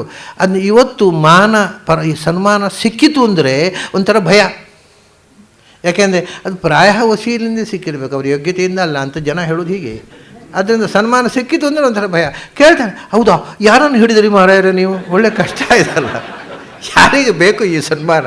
ಯಾರನ್ನೋ ಹಿಡಿದು ವಸೀಲಿ ಮಾಡಿ ಕೈಕಾಲು ಕಟ್ಟಿಯೇ ಸನ್ಮಾನ ಮಾಡಿಸಿಕೊಳ್ಳೋದು ಅನ್ನೋದು ಇವತ್ತು ಒಂಥರದ ಅಂಡರ್ಸ್ಟುಡ್, ಅದು ಎಲ್ಲರ ಅರ್ಥ. ಸನ್ಮಾನ ಹಾಗೆ ಅಂತ ಅರ್ಥ ಆಗಿಬಿಟ್ಟಿದೆ. ಅದರಿಂದ ಅದನ್ನು ಅಯಂತು ಲೋಕೋ ಮಾನಸ್ಯ, ಬರೀ ಸನ್ಮಾನವೂ ಈ ಲೋಕದಲ್ಲಿ ಮಾತ್ರ ಬೆಲೆಯಪ್ಪ ಅದಕ್ಕೆ. ಈಗ ಈ ಲೋಕದಲ್ಲೂ ಬೆಲೆ ಇಲ್ಲ ಅದಕ್ಕೆ. ಸನ್ಮಾನ ಬಂತು ಅಂದರೆ ಯಾರನ್ನೋ ಕೈಕಾಲು ಕಟ್ಟಿ ಮಾಡಿಕೊಂಡಿದ್ದಾನೆ ಅಂತ. ಅಸೌ ಅಲ್ಲಿ ಅಂತೂ ಸನ್ಮಾನಕ್ಕೆ ಬೆಲೆಯೇ ಇಲ್ಲ. ಅಲ್ಲಿ ನಾವು ಏನು ಮನನ ಮಾಡಿದ್ದೇವೆ, ಏನು ತಲೆಯಲ್ಲಿ ತುಂಬಿಕೊಂಡಿದ್ದೇವೆ, ಅದು ಮಾತ್ರ ಅಲ್ಲಿ ಗಣನೆ ಬರುವುದು. ಈ ಹೊರಗಿನ ಯಾವುದೂ ಗಣನೆ ಬರೋಲ್ಲ. ಅದರಿಂದ ವಿಶ್ವಂ ನಾವು ಮಾಡಿರ್ತಕ್ಕ ಇಷ್ಟಾಪೂರ್ತ ಅನ್ನೋದು, ಅದರ ಹಿಂದೆ ಭಗವದ್ ಅರ್ಪಣ ಭಾವ ಇದ್ದರೆ ಅದು ಭಗವಂತನಿಗೆ ಅರ್ಪಿತವಾಗಿ ಅಲ್ಲಿ ಲೆಕ್ಕಕ್ಕೆ ಬರುತ್ತೆ. ನಾವು ಪ್ರಚಾರಕ್ಕೋಸ್ಕರ ಒಂದು ಬಾವಿ ತೋಡಿಸಿದೆ, ಪೇಪರ್ನಲ್ಲಿ ಹಾಕಿ, ಒಂದು ದೇವಸ್ಥಾನ ಕಟ್ಟಿಸಿದೆ, ಪೇಪರ್ನಲ್ಲಿ ಹಾಕುವುದಕ್ಕೋಸ್ಕರ ನಾವು ಮಾಡಿದರೆ ಅಯಂತು ಲೋಕಃ ಮಾನಸ್ಯ, ಅದು ಇಲ್ಲಿ ಬಂತು, ಅಲ್ಲಿ ಲೆಕ್ಕಕ್ಕೆ ಬರೋದಿಲ್ಲ. ಅದು ಯಾವತ್ತು ನಾವು ಈ ಪ್ರಚಾರದ ಮೋಹವನ್ನು ಬಿಡ್ತೇವೆ ಆಗ ಅಲ್ಲಿಗೆ ಸಲ್ಲುತ್ತೆ. ಪ್ರಚಾರದ ಮೋಹಕ್ಕೆ ಬಿದ್ದಾಗ ಇಲ್ಲಿಗೆ ಸಲ್ಲುತ್ತೆ, ಅಲ್ಲಿಗೆ ಸಲ್ಲೋಲ್ಲ ಅದು. ಅದರಿಂದ ಎಲ್ಲವೂ ವಿಶ್ವಂ ಬಿಭರ್ತಿ ಭುವನಸ್ಯ ಲಾಭಿ, ಎಲ್ಲವೂ ಅವನಿಗೆ ಸಂದಾಗ, ಅವನು ಸ್ವೀಕಾರ ಮಾಡಿದಾಗ ಎಲ್ಲವನ್ನು ಧಾರಣೆ ಮಾಡತಕ್ಕಂಥ ಶಕ್ತಿ ಅವನಿಗೋಸ್ಕರ ಕರ್ಮವನ್ನು ಶಾಸ್ತ್ರ ವಿಧಿಸುತ್ತದೆ. ಭಗವಂತನ ಪ್ರಸಾದಕ್ಕೋಸ್ಕರ ಕರ್ಮ ಮಾಡು ಅಂತ ಹೇಳುತ್ತೆ ಹೊರತು ಬೇರೆ ಯಾವ ಖಯಾಲಿಗೋಸ್ಕರವೂ ಅಲ್ಲ. ಅದರಿಂದ ಕರ್ಮವನ್ನು ವೇದ ಹೇಳುತ್ತೆ ಅಂತ ತಿಳ್ಕೋಬೇಡಿ. ಮಾಂ ವಿಧತ್ತೆ ಮಾಂ ವಿಕಲ್ಪ್ಯ ಪೌಹ್ಯ ಇತ್ಯಹಂ ಇತ್ಯಸ್ಯಾಹ ಹೃದಯ ಸಾಕ್ಷಾನ್ ನಾನ್ಯೋ ಮದ್ವೇದ ಕಶ್ಚನ.